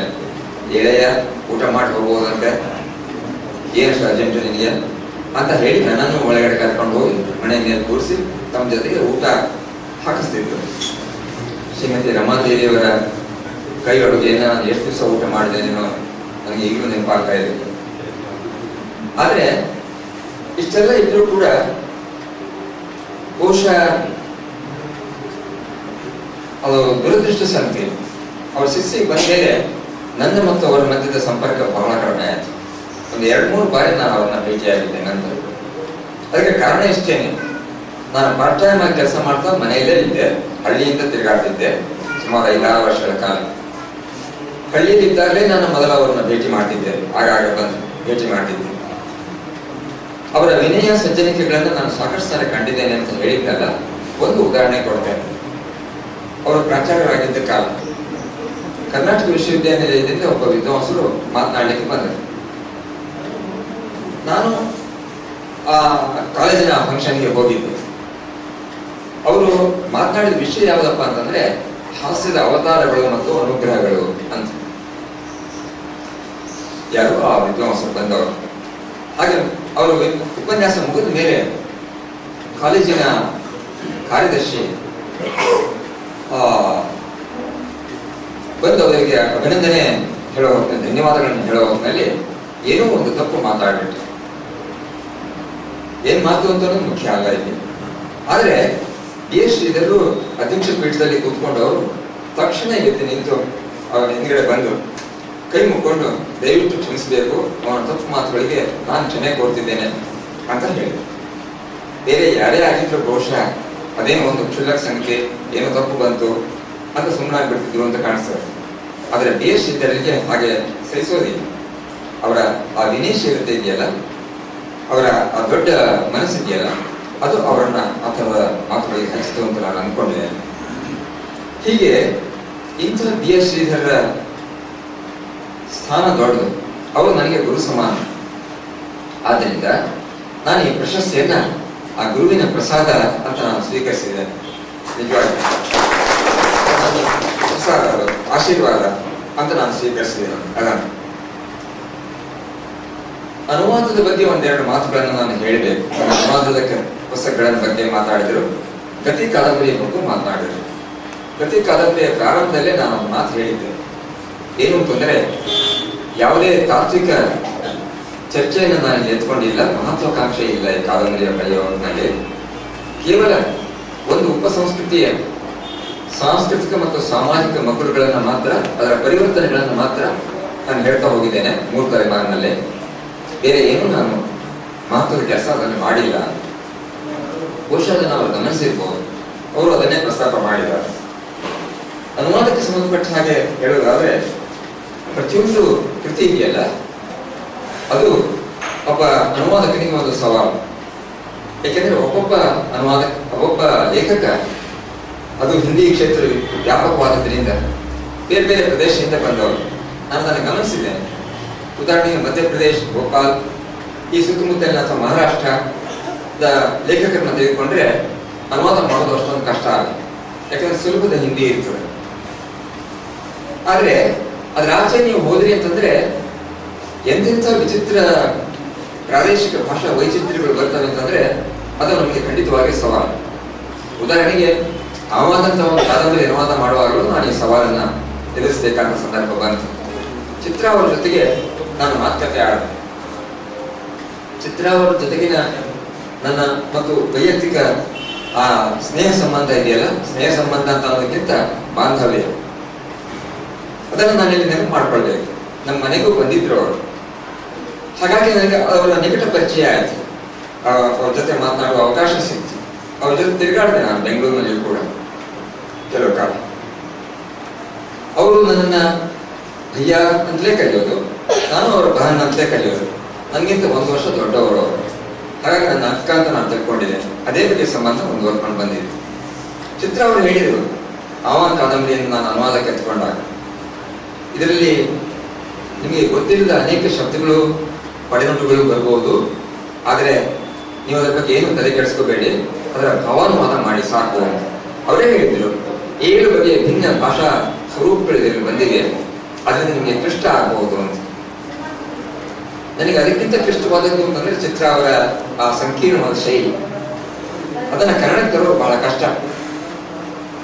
ಅದೇ ಗೋವಿಂದ ಮಿಶ್ರಾ ಅವರಂಥ ಒಬ್ಬ ಲೇಖಕನನ್ನ ನಾನು ಇತ್ತೀಚೆಗೆ ತಂದೆ, ಗಿಡಗಳ ಮೇಲೆ ಧೂಳು ಅಂತ. ಬಹಳ ಸುಲಭವಾಗಿ ತರಬಹುದು ಅದನ್ನು. ಅದರ ಚಿತ್ರವನ್ನು ಅಷ್ಟು ಸುಲಭವಾಗಿ ತರೋದಕ್ಕೆ ಆಗೋದಿಲ್ಲ. ಹಾಗಂತ ಅವಿಗೆ ಕಾದಂಬರಿಯಿಂದ ನಾನು ಎತ್ಕೊಂಡಾಗ ನನಗೊಂದು ವಿಚಿತ್ರ ಸಮಸ್ಯೆ ಎದುರಾಯಿತು. ಹಾಗೆ ಕಾದಂಬರಿಯನ್ನು ನಾನು ಮುಗಿಸಿದ್ದು ಪ್ರಕಟ ಕೂಡ ಆಯಿತು. ಪ್ರಕಟ ಆದ್ಮೇಲೆ ಕಥಾ ಸತೀಸರ ಅಂತ ಶ್ರೀಮತಿ ಚಂದ್ರಕಾಂತ ಅವರು ಬರೆದಂಥ ಒಂದು ಕಾದಂಬರಿ, ಅದು ಕಾಶ್ಮೀರದ ಸಮಸ್ಯೆಗೆ ಸಂಬಂಧಪಟ್ಟದ್ದು. ಅದನ್ನ ಅವರು ಕಳಿಸ್ಕೊಟ್ಟು ದಯವಿಟ್ಟು ಇದನ್ನು ನೀವೇ ಅನುವಾದ ಮಾಡಬೇಕು, ಅವಿಗೆ ಮಾಡಿದವರೇ ಅವರಿಂದಾನೇ ಮಾಡಿಸ್ಬೇಕು ಅಂತ ನನ್ನ ಇಷ್ಟ ಅಂತ ಒತ್ತಾಯ ಮಾಡಿದ್ರು. ಕ್ಷಮಿಸಿ, ನನಗೆ ಆಗೋದಿಲ್ಲ, ಇಷ್ಟು ದೊಡ್ಡ ಕಾದಂಬರಿಯನ್ನು ನಾನು ಈ ಮೇಲೆ ಮತ್ತೆ ಅನುವಾದ ಮಾಡಬಾರ್ದು ಅಂತ ಮಾಡಿದ್ದೇನೆ ಅಂತ ಹೇಳಿದರು. ಅವರು ಶ್ಯಾಮ್ ಸುಂದರ್ ಗೋಯಂಕ ಬೆಂಗಳೂರಿನಲ್ಲಿ ದೊಡ್ಡ ಉದ್ಯಮಿ, ಅವರಿಗೆ ಫೋನ್ ಮಾಡಿ ನನಗೂ ಅವರಿಗೂ ಶ್ಯಾಮ್ ಸುಂದರ್ ಗೋಯಂಕ ಅವರಿಗೂ ಸ್ವಲ್ಪ ಸಂಪರ್ಕ ಇದೆ. ಅವರು ಶ್ಯಾಮ್ ಸುಂದರ್ ಗೋಯಂಕ ನನಗೆ ಫೋನ್ ಮಾಡಿದ್ರು, ನೀವು ಅವಿಗೆ ಮಾಡಿದ್ದೀರಿ, ಚಂದ್ರಕಾಂತ್ ಅವರು ಇದನ್ನು ಮಾಡೋದಕ್ಕೆ ಏನು ತೊಂದರೆ ನಿಮಗೆ ಅಂತ ಹೇಳಿ ನನ್ನ ಮೇಲೆ ಒತ್ತಡ ತಂದರು. ಆದರೂ ನಾನು ಸ್ಪಷ್ಟವಾಗಿ ಹೇಳಿದೆ, ಸದ್ಯಕ್ಕಂತೂ ಆಗೋದಿಲ್ಲ, ಸಾಧ್ಯ ಆದಾಗ ಮಾಡ್ತೇನೆ ಅಂತ. ಹಾಗೇನೆ ನಾನು ಹಿಂದಿಯಿಂದ ಮಾತ್ರ ಅನುವಾದ ಮಾಡಿದ್ದೆ. ಆದರೆ ಹಿಂದಿಯಿಂದ ನೇರವಾಗಿ ಅನುವಾದ ಮಾಡಿದ್ದು ಹೌದು. ಆದರೆ ಮೂಲ ಭಾಷೆ ಬೇರೆ ಭಾಷೆಗಳಿಂದಲೂ ಹಿಂದಿ ಅನುವಾದ ಆಗಿ ಅನಂತರ ನಾನು ಕನ್ನಡಕ್ಕೆ ತಂದದ್ದು ಕೂಡ ಉಂಟು. ಉದಾಹರಣೆಗೆ ಒರಿಯಾ ಇದೆ, ಅಸ್ಸಾಮಿ ಇದೆ, ಬಂಗಾಲಿ ಇದೆ. ಸದ್ಯ ಕೊಂಕಣಿಯಿಂದ ಒಂದು ಅನುವಾದ ಮಾಡ್ತಿದ್ದೆ, ಯಾಕಂದ್ರೆ ನನಗೆ ಕೊಂಕಣಿ ಬರೋದಿಲ್ಲ. ಆದರೆ ಆ ಕೃತಿನ ಅನುವಾದ ಮಾಡದೆ ಬಿಡೋದಕ್ಕೆ ಮನಸ್ಸಿಲ್ಲ. ಇದು ನನ್ನ ಕಷ್ಟ. ಯಾಕಂದ್ರೆ ನನ್ನ ಮನೋಧರ್ಮಕ್ಕೆ, ನನ್ನ ಆಯ್ಕೆಗೆ ಅದು ಬಹಳ ಒಪ್ಪುವ ಕೃತಿ. ನಾನು ಕೃತಿಯನ್ನು ಆಯ್ಕೆ ಮಾಡುವಾಗಲೂ ಏನ್ ಮಾಡ್ತೇನೆ ಅಂತಂದ್ರೆ, ನಾನೊಂದು 6-8 ಹಿಂದಿ ಪತ್ರಿಕೆಗಳನ್ನು ತರಿಸ್ತೇನೆ, ಸಾಹಿತ್ಯಿಕ ಪತ್ರಿಕೆಗಳನ್ನು ತರಿಸ್ತೇನೆ. ನಾನು ತರಿಸ್ಬಿಟ್ಟು ಅದರಲ್ಲಿ ರಿವ್ಯೂಗಳನ್ನ ಓದ್ತೇನೆ. ಓದಿ ಅದರಲ್ಲಿ ಯಾವ ಕೃತಿ ಉತ್ತಮ ಅಂತ ಅಭಿಪ್ರಾಯಗಳು ಬಂದಿವೆ ಅಂತ ಕೃತಿಗಳನ್ನೆಲ್ಲ ತರಿಸ್ತೇನೆ. ನಾನು ಇವರಿಗೆ ಸುಮಾರು ಒಂದು 25,000 ರೂಪಾಯಿ ಪುಸ್ತಕಗಳನ್ನು ನಾನು ತರಿಸಿದ್ದೇನೆ, ಹಿಂದಿ ಪುಸ್ತಕ. ಆದರೆ ಅದರಲ್ಲಿ ಆಯ್ಕೆ ಮಾಡಿದ್ದು ಎಷ್ಟು ಅಂತಂದ್ರೆ ಇದೇ 30-35 ಕೃತಿಗಳು ಮಾತ್ರ. 10 ಕೃತಿಯನ್ನು ತರಿಸಿದ್ರೆ ಅದರಲ್ಲಿ ಒಂದು ಆಯ್ಕೆ ಆದರೆ ದೊಡ್ಡದು. ಈ ರೀತಿ ನಾನು ಒಂದು ಮಾನದಂಡ ಇಟ್ಕೊಂಡು ಆ ಕೃತಿಗಳನ್ನ ಆಯ್ಕೆ ಮಾಡಿದ್ದೇನೆ. ಯಾವ ಕೃತಿಯಿಂದ ಕನ್ನಡಕ್ಕೆ ಉಪಯುಕ್ತತೆ ಬರ್ತದೋ, ಲಾಭ ಆಗ್ತದೋ, ಒಂದು ವಿಭಿನ್ನವಾದ ದೃಷ್ಟಿಕೋನ, ವಿಭಿನ್ನವಾದ ಶೈಲಿ, ತಂತ್ರ ಮತ್ತು ಜೀವನವನ್ನು ನೋಡುವಂಥ ದೃಷ್ಟಿಕೋನ, ಇದನ್ನೆಲ್ಲ ಗಮನಿಸಿ ಇಟ್ಕೊಂಡು ನಾನು ಅದನ್ನು ಅನುವಾದ ಮಾಡಿದ್ದೇನೆ. ಅವಿಗೆ ನೀವು ಓದಿದರೆ ಗೊತ್ತಾಗ್ತದೆ ಎಂಥ ಅದ್ಭುತವಾದ ಕಾದಂಬರಿ ಅದು ಅಂತ. ಕೊನೆಯ ಜಿಗಿತ ಆಯ್ಕೆ ಮಾಡಿಕೊಂಡೆ ನಾನು. ನೋಡಿ, ವಿಚಿತ್ರ ಅಂದ್ರೆ 2 ಸಂಗತಿಗಳನ್ನು ಹೇಳಬೇಕು ನನಗೆ. ಕೊನೆಯ ಜಿಗಿತ ನಾನು ಕನ್ನಡದಲ್ಲಿ ಅನುವಾದ ಮಾಡಿದ್ಮೇಲೆ ಅದು ಹಿಂದಿಯಲ್ಲಿ ಪ್ರಕಟ ಆಯಿತು. ವಿಚಿತ್ರ ಅಂತಂದ್ರೆ ಭಾರತೀಯ ಜ್ಞಾನಪೀಠ ಅದನ್ನು ಹಾಕ್ತು, ಅದು ನಂತರ ಪ್ರಕಟ ಆಯಿತು ಹಿಂದಿಯಲ್ಲಿ ಮೂಲ ಕೃತಿ. ನಾನು ಅದನ್ನು ಮೊದಲ ಕನ್ನಡದಲ್ಲಿ ಅನುವಾದ ಮಾಡಿದೆ. ಮೋಹನ್ ದಾಸ್ ತಗೊಳ್ಳಿ, ಮೋಹನ್ ದಾಸವನ್ನು ನಾನು ಕನ್ನಡಕ್ಕೆ ಅನುವಾದ ಮಾಡಿದ ನಂತರ ಅದೇ ಮೋಹನ್ ದಾಸಕ್ಕೆ ಕೇಂದ್ರ ಸಾಹಿತ್ಯ ಅಕಾಡೆಮಿ ಪ್ರಶಸ್ತಿ ಸಿಕ್ತು. ಸೊ ಇದನ್ನೆಲ್ಲ ನಾನು ಯಾಕೆ ಹೇಳ್ತಿದ್ದೇನೆ ಅಂತಂದ್ರೆ, ನನ್ನ ಆಯ್ಕೆ ಹಿಂದೆ ನಿಶ್ಚಲ ಮಾನದಂಡ ಇರ್ತದೆ. ಕೆಲವು ಅಪವಾದಗಳು ಅಂತ ಒಂದು 2-3 ಕೃತಿ ಇದೆ, ಅದು ಬೇರೆ ಬೇರೆ ರೀತಿಯ ಒತ್ತಾಯಕ್ಕಾಗಿ ನಾನು ಮಾಡ್ಬೇಕಾಗಿ ಬಂದಿದೆ, ಕ್ಷಮಿಸಬೇಕು. ಹಾಗಾಗಿ ನಾನು ಈ ರೀತಿ ಕೆಲವು ಸಂಗತಿಗಳನ್ನ ಇಟ್ಕೊಳ್ತೇನೆ. ಆ ಎಲ್ಲ ಮೂಲ ಲೇಖಕರಿಗೆ ನಾನು ತುಂಬಾ ಋಣಿಯಾಗಿದ್ದೇನೆ. ಯಾಕೆಂದ್ರೆ ಇಲ್ಲಿ ಇನ್ನೂ ಒಂದು ಮಾತು ನಾನು ಹೇಳಬೇಕು. ಅನುವಾದಕರಿಗೆ ಸುಲಭವಾಗಿ ಅನುಮತಿ ಸಿಕ್ಬಿಡ್ತಾರೆ, ಆದರೆ ಮೂಲ ಕೃತಿಕಾರರಿಗೆ ನಾವು ಒಂದಿಷ್ಟು ಗೌರವಧನ ಕೊಡದೆ ಹೋದ್ರೆ ನಾವು ಅನ್ಯಾಯ ಮಾಡಿದ. ಕನ್ನಡದ ದುರದೃಷ್ಟ ಏನು ಅಂತಪ್ಪ ಅಂತಂದ್ರೆ, ಕನ್ನಡದ ಬಹುತೇಕ ಪ್ರಕಾಶಕರು ತಿಳಿಸ್ಬೇಕು, ಕೆಲವು ದೊಡ್ಡ ದೊಡ್ಡ ಪ್ರಕಾಶಕರನ್ನ ಬಿಟ್ಟರೆ ಬಾಕಿ ಉಳಿದ ಪ್ರಕಾಶಕರು ನಮ್ಗೆ ಗೌರವಧನ ಕೊಡೋದಿಲ್ಲ, ನಾವು ಅವರಿಗೆ ಹೇಗೆ ಗೌರವಧನ ಕೊಡೋದು, ಈ ಪ್ರಶ್ನೆ ಬರ್ತದೆ. ಸತ್ಯ ಹೇಳ್ತಿದ್ದೇನೆ, ಒಂದೇ ಬಾರಿ ಒಂದ್ ದಿವಸ ಒಂದು 35,000 ರೂಪಾಯಿನ ಬೇರೆ ಬೇರೆ 4,000, 5,000 ಹೀಗೆ ನಾನು ನನ್ನ ಪಾಕೆಟ್ನಿಂದ ನಾನು ಪೇ ಮಾಡಿದೆ. ಅದಕ್ಕೆ ನನಗೆ ಸಮಾಧಾನ ಸಿಗೋದಿಲ್ಲ, ಅವರಿಗೆ ಕೊಡದೆ ಹೋದ್ರೆ. ಯಾಕಂದ್ರೆ ಮೂಲ ಕೃತಿ ನನಗೆ ಸಿಗದೆ ಹೋದ್ರೆ ನಾನು ಇಂಥ ಒಳ್ಳೆ ಕೃತಿ ಅನುವಾದ ಮಾಡೋದಕ್ಕೆ ಆಗೋದಿಲ್ಲ. ಅವ್ರ ಋಣ ಇದೆಯಲ್ಲ, ಅದಕ್ಕಾಗಿ. ಸೊ ಈ ಸಂಕಟಗಳು ಇವೆ. ನಿನ್ನೆ ಪ್ರಜಾವಾಣಿಯಲ್ಲಿ, ಇವತ್ತಿನ ಪ್ರಜಾವಾಣಿ, ನಿನ್ನೆ ಪ್ರಜಾವಾಣಿಯಲ್ಲಿ ಅಂತ ಕಾಣಿಸ್ತದೆ. ಇದ್ರ ಬಗ್ಗೆ 1-2 ಲೇಖನಗಳು ಬಂದಿವೆ, ಕನ್ನಡದ ಪ್ರಕಾಶನದ ಸಮಸ್ಯೆಗಳ ಬಗ್ಗೆ. ಸೊ ಇದು ಕಷ್ಟ. ಇನ್ನೊಂದು ಮುಖ್ಯ ಅಂತಂದ್ರೆ, ನನಗೆ ಕನ್ನಡದಲ್ಲಿ ಅನುವಾದಕ್ಕೆ ಹೆಚ್ಚು ಪ್ರೇರಣೆ ಸಿಕ್ಕಿದ್ದು ಗಣೇಶ್ ಹೆಗಡೆಯವರಿಂದ, ದೊಡ್ಡ ಮನೆ. ಅವರು ನನ್ನನ್ನು ಪ್ರೋತ್ಸಾಹಿಸಿದ್ರು. ಎಲ್ಲಿವರೆಗೆ ಬಂತಪ್ಪ ನಿಮ್ಮ ಪುಸ್ತಕ ಅಂತ ಕೇಳ್ತಾನೇ ಇರೋರು ಮಾತು. ಹಾಗೆ ಇಂಥವನ್ನೆಲ್ಲ ನಾನು ನೆನಪು ಮಾಡ್ಕೊಳ್ಬೇಕು, ಪ್ರಕಾಶಕರ ನೆನಪು ಮಾಡ್ಕೊಳ್ಬೇಕು. ಉದಾಹರಣೆಗೆ ಆವಿಗೆ ಅಂತ ಕಾದಂಬರಿಯನ್ನ ಪ್ರಕಟ ಮಾಡೋದಕ್ಕೆ ಧೈರ್ಯ ಬೇಕಾಗ್ತದೆ. ಗ್ರಂಥಿಯವರು ಒಪ್ಪದೆ ಹೋಗಿದ್ರೆ ಬಹುಶಃ ಅದನ್ನ ಹೊರಗೆ ತರೋದಕ್ಕೆ ನನ್ನ ಹತ್ರ ಆಗ್ತಿರ್ಲಿಲ್ಲ. ಅದರ ಮೂಲಕ ನನಗೊಂದು ಪ್ರಶಸ್ತಿ ಬರೋದು ಕೂಡ ಅವಕಾಶ ಆಗ್ತಿರ್ಲಿಲ್ಲ. ಮತ್ತೆ ನನಗೆ ಆ ಕೃತಿಯನ್ನು ತರಲೇಬೇಕು ಅಂತ ಮಾತ್ರ ಬಹಳ ಆಸೆ ಇತ್ತು. ಆಯ್ತು, ಇರ್ಲಿ. ಅದೇನೇ ಇದ್ರು ಇಂಥ ಕೆಲಸನ ನಾನು ಮಾಡೋದಕ್ಕೆ ನನ್ನ ಒಬ್ಬನಿಂದ ಇದು ಸಾಧ್ಯವಾದದ್ದು ಅಂತ ಅನ್ನೋ ಮಾತನ್ನು ನಾನು ಹೇಳೋದಿಲ್ಲ. ಏಕೆಂದ್ರೆ ಇವತ್ತು ಪ್ರತಿಯೊಬ್ಬ ಮನುಷ್ಯ ಇನ್ನೊಬ್ಬನ ಮೇಲೆ ಅವಲಂಬಿಸಿಕೊಂಡೇ ಬದುಕ್ತಾನೆ. ಪರಸ್ಪರ ಅವಲಂಬನೆ ಮೇಲೆ ಈ ಬದುಕು ಅಂತ ಅನ್ನೋದು ನಿಂತ್ಕೊಂಡಿದೆ.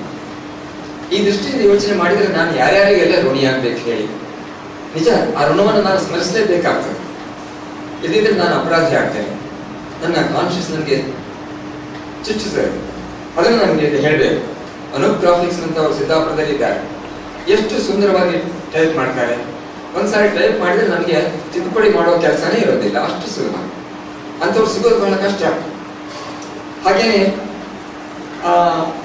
ಅನೇಕ ಪ್ರಕಾಶಕರು ಕೂಡ ನನಗೆ ಸಿಕ್ಕಿದ್ದಾರೆ.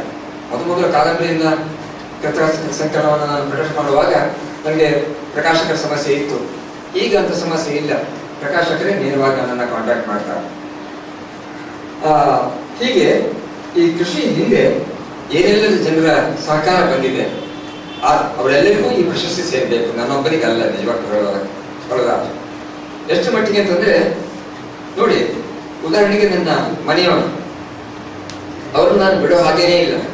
ನಾನು ಬೆಳಗ್ಗೆ 7 ಗಂಟೆಗೆ ಎದ್ದು ಬರೆಯೋದಕ್ಕೆ ಶುರು ಮಾಡ್ತೇನೆ. 7 ಗಂಟೆಗೆ ಒಂದು ಕಪ್ ಚಹಾ ಬಂದು ಮೇಜಿನ ಮೇಲೆ ಕೂತ್ಕೊಳ್ತಾರೆ. ನಾನು ತಲೆ ಬಗ್ಗಿಸಿ ಬರಿತಾ ಇದ್ರೆ ಚಹಾ ತಂದಿಟ್ಟಿದ್ದೇನೆ ಅಂತ ಹೇಳ್ತಾರೆ. ಆಗ ಎತ್ತುಕೊಂಡು ನಾನು ಚಹಾ ಕುಡಿಬೇಕು. ಹಾಗೇನೆ 8:30 ಪ್ರಾಣಾಯಾಮ ಮಾಡಲಿಲ್ಲ ನೀವು ನೆನಪು ಮಾಡ್ತಾರೆ, ನಾನು ಮಾಡಬೇಕು. ಆಮೇಲೆ 9 ಗಂಟೆಗೆ ತಿಂಡಿ ಆಗಿದೆ ಬರ್ತೀರಾ ಕರೀತಾರ. ಹೀಗೆ 11 ಗಂಟೆಗೆ ಒಂದು ಲೋಟ ಮಜ್ಜಿಗೆ. ಈ ತರ ಪ್ರತಿಯೊಂದು ಅತ್ಯಂತ ನನಗೆ ನಿಜ ಹೇಳಬೇಕು ಅಂತಂದ್ರೆ ಮುತ್ತಿನ ಮಡದಿಯಾಗಿದ್ದವಳು ಈಗ ತಾಯಿಯಾಗಿದ್ದಾಳೆ. ನನಗೆ ಆ ಅನುಭವನ ನಾನು ಪಡ್ತಾ ಇದ್ದೇನೆ. ಅದಕ್ಕೆ ನನಗೆ ಹಾಗೇನೆ ನನ್ನ ಸೊಸೆಯಂದಿರು, ನನ್ನ ಮಕ್ಕಳು, ನನ್ನ ಮೊಮ್ಮಕ್ಕಳು ನನ್ನಲ್ಲಿ ಲವಲವಿಕೆ ಹುಟ್ಟಿಸುವವರು, ಉತ್ಸಾಹ ಹುಟ್ಟಿಸುವವರು, ನನ್ನ ಬೇಸರವನ್ನು ಕಳೆಯುವವರು, ಇವರೆಲ್ಲ ನನ್ನ ಜೊತೆಗಿರುವಾಗ ಅವರ ಋಣವನ್ನು ನಾನು ಸ್ಮರಿಸ್ತೇನೆ, ಹೇಗಿರಲಿ ಹೇಳಿ. ಆದ್ರಿಂದ ಈ ಪ್ರಶಸ್ತಿ ಕೇವಲ ನನ್ನೊಬ್ಬನಿಗೆ ಮಾತ್ರ ಸೇರಿದ್ದಲ್ಲ. ಹಾಗಾಗಿ ನಾನು ಇದನ್ನ ಇಲ್ಲಿ ಪ್ರಕಟಿಸ್ತಾ ಇದ್ದೇನೆ.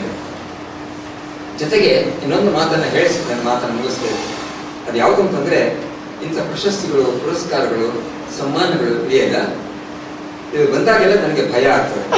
ನಾನು ಅದಕ್ಕೇನೆ ಅದನ್ನು ನಿರಾಕರಿಸುವುದಕ್ಕೆ ಸ್ವೀಕರಿಸುವ ಬಗ್ಗೆ ಹಿಂದೇಟು ಹಾಕ್ತಾ ಇರ್ತೇನೆ, ನಿರಾಕರಿಸ್ತೇನೆ. ಕಾರಣ ಇಷ್ಟೇನೆ, ಅದೊಂದು ಸಾಮಾಜಿಕ ಋಣ. ವಾಸ್ತವಿಕವಾಗಿ ಅದೊಂದು ಸಾಮಾಜಿಕ ಋಣ. ಈ ಸಾಮಾಜಿಕ ಋಣವನ್ನು ನನ್ನಂಥವನ್ನು ಹೇಗೆ ತೀರಿಸೋಕೆ ಸಾಧ್ಯ ಹೇಳಿ? ಬರೆಯೋದ್ರ ಮೂಲಕ ಮಾತ್ರ. ಆದ್ರಿಂದ ನಾನು ಅದನ್ನು ಮುಂದೆ ನನ್ನ ಬರವಣಿಗೆಯನ್ನು ಮುಂದುವರಿಸಬೇಕು.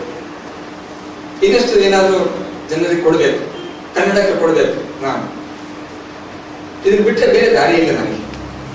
ಆ ದೃಷ್ಟಿಯಿಂದ ಯೋಚನೆ ಮಾಡಿದ್ರೆ ನನಗೆ ಇನ್ನು ಮುಂದೆ ನಾನು ಏನ್ ಮಾಡಬೇಕು ಅಂತನ್ನೋದ್ರ ಬಗ್ಗೆ ಯೋಚನೆಗಳು ಬಹಳ ಇವೆ, ದೊಡ್ಡ ದೊಡ್ಡ ಯೋಜನೆಗಳಿವೆ. ಆದರೆ ಆ ಯೋಜನೆಗಳೆಲ್ಲ ನೆರವೇರೋದಕ್ಕೆ ಸತ್ಯ ನಾನು ಅಸ್ವಸ್ಥನೂ ಇದ್ದೇನೆ. 1.5 ತಿಂಗಳಿಂದ ಈಚೆ ಇವತ್ತು ಅನಿವಾರ್ಯವಾಗಿ ನಾನು ಬಂದೆ. ಆದ್ರಿಂದ ನನಗೆ 2 ಸಂಗತಿಗಳು ಬಹಳ ಅಗತ್ಯ. ಬಾಕಿ ಎಲ್ಲವನ್ನೂ ನಾನು ನಿಭಾಯಿಸಬೇಕು. ಒಂದು ಆರೋಗ್ಯ, ಮತ್ತೊಂದು ಆಯುಷ್ಯ. ಇದಕ್ಕೆ 2ಕ್ಕೂ ಗ್ರಾಂಟ್ ಬಂದ್ರೆ ನಾನು ಖಂಡಿತವಾಗಿ ನಾನು ಏನೇನಾದರೂ ಸಾಧಿಸಬಲ್ಲೆ ಅಂತ ಪ್ರೀತಿ, ವಿಶ್ವಾಸ, ಅಭಿಮಾನ ಸದಾ ನನ್ನ ಮೇಲೆ ಇರಲಿ. ಈ ಪ್ರಶಸ್ತಿ ಸಮಿತಿಯ ಆ ಸದ್ಭಾವನೆ ಇದೆಯಲ್ಲ, ಅದಕ್ಕೆ ನಾನು ಕೃತಜ್ಞನಾಗಿದ್ದೇನೆ ಅಂತ ಮತ್ತೊಮ್ಮೆ ಹೇಳ್ತಾ ತಮ್ಮೆಲ್ಲ ವಂದಿಸಿ ನನ್ನ ಮಾತು ಅನುಭವಿಸ್ತೇನೆ.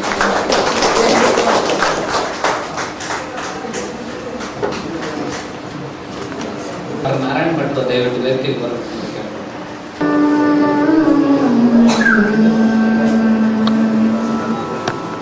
ಕೃಷ್ಣ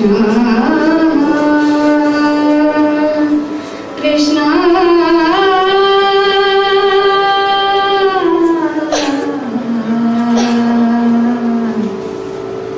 ಕೃಷ್ಣ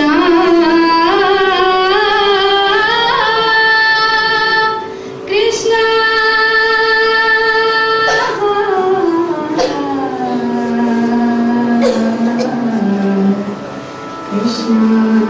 Krishna, Krishna, ನೀ ಸಿಗದೆ ಬಾಳುವಾಳೆ ಕೃಷ್ಣ, ನೀ ಸಿಗದೆ ಬಾಳುವಾಳೆ ಕೃಷ್ಣ, ನಾ ತಾಳಲಾರೆ ಈ ವಿರಹ ಕೃಷ್ಣ, ನಾ ತಾಳಲಾರೆ ಈ ವಿರಹ ಕೃಷ್ಣ, ನೀ ಸಿಗದೆ ಬಾಳುವಾಳೆ ಕೃಷ್ಣ. ಕಮಲವಿಲ್ಲದ ಕೆರೆಯನ್ನ ಬಾಳು, ಚಂದ್ರನಿಲ್ಲದ ರಾತ್ರಿ ಬೀಳು, ಕಮಲವಿಲ್ಲದ ಕೆರೆ ನನ್ನ ಬಾಳು, ಚಂದ್ರನಿಲ್ಲದ ರಾತ್ರಿ ಬೀಳು, ನೀ ಸಿಗದೆ ಉರಿ ಉರಿ ಕಳೆದೆ ಇರುಳ, ನೀ ಸಿಗದೆ ಉರಿ ಉರಿ ಕಳೆದೆ ಇರುಳ, ಮಾತಿಲ್ಲ ಬಿಗಿದಿದೆ ದುಃಖ ಕೊರಳ, ಮಾತಿಲ್ಲ ಬಿಗಿದಿದೆ ದುಃಖ ಕೊರಳ.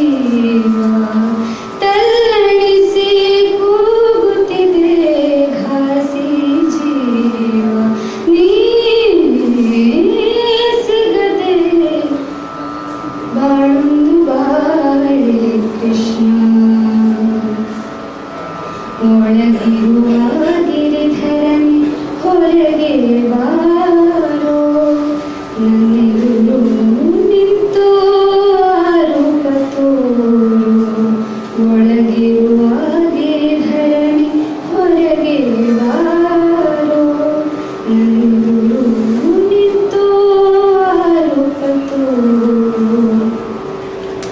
ಜನುಮ ಜನುಮದ ರಾಗ ನನ್ನ ಪ್ರೀತಿ ಕೃಷ್ಣ ಕೃಷ್ಣ ಕೃಷ್ಣ ಕೃಷ್ಣ ಕೃಷ್ಣ ಕೃಷ್ಣ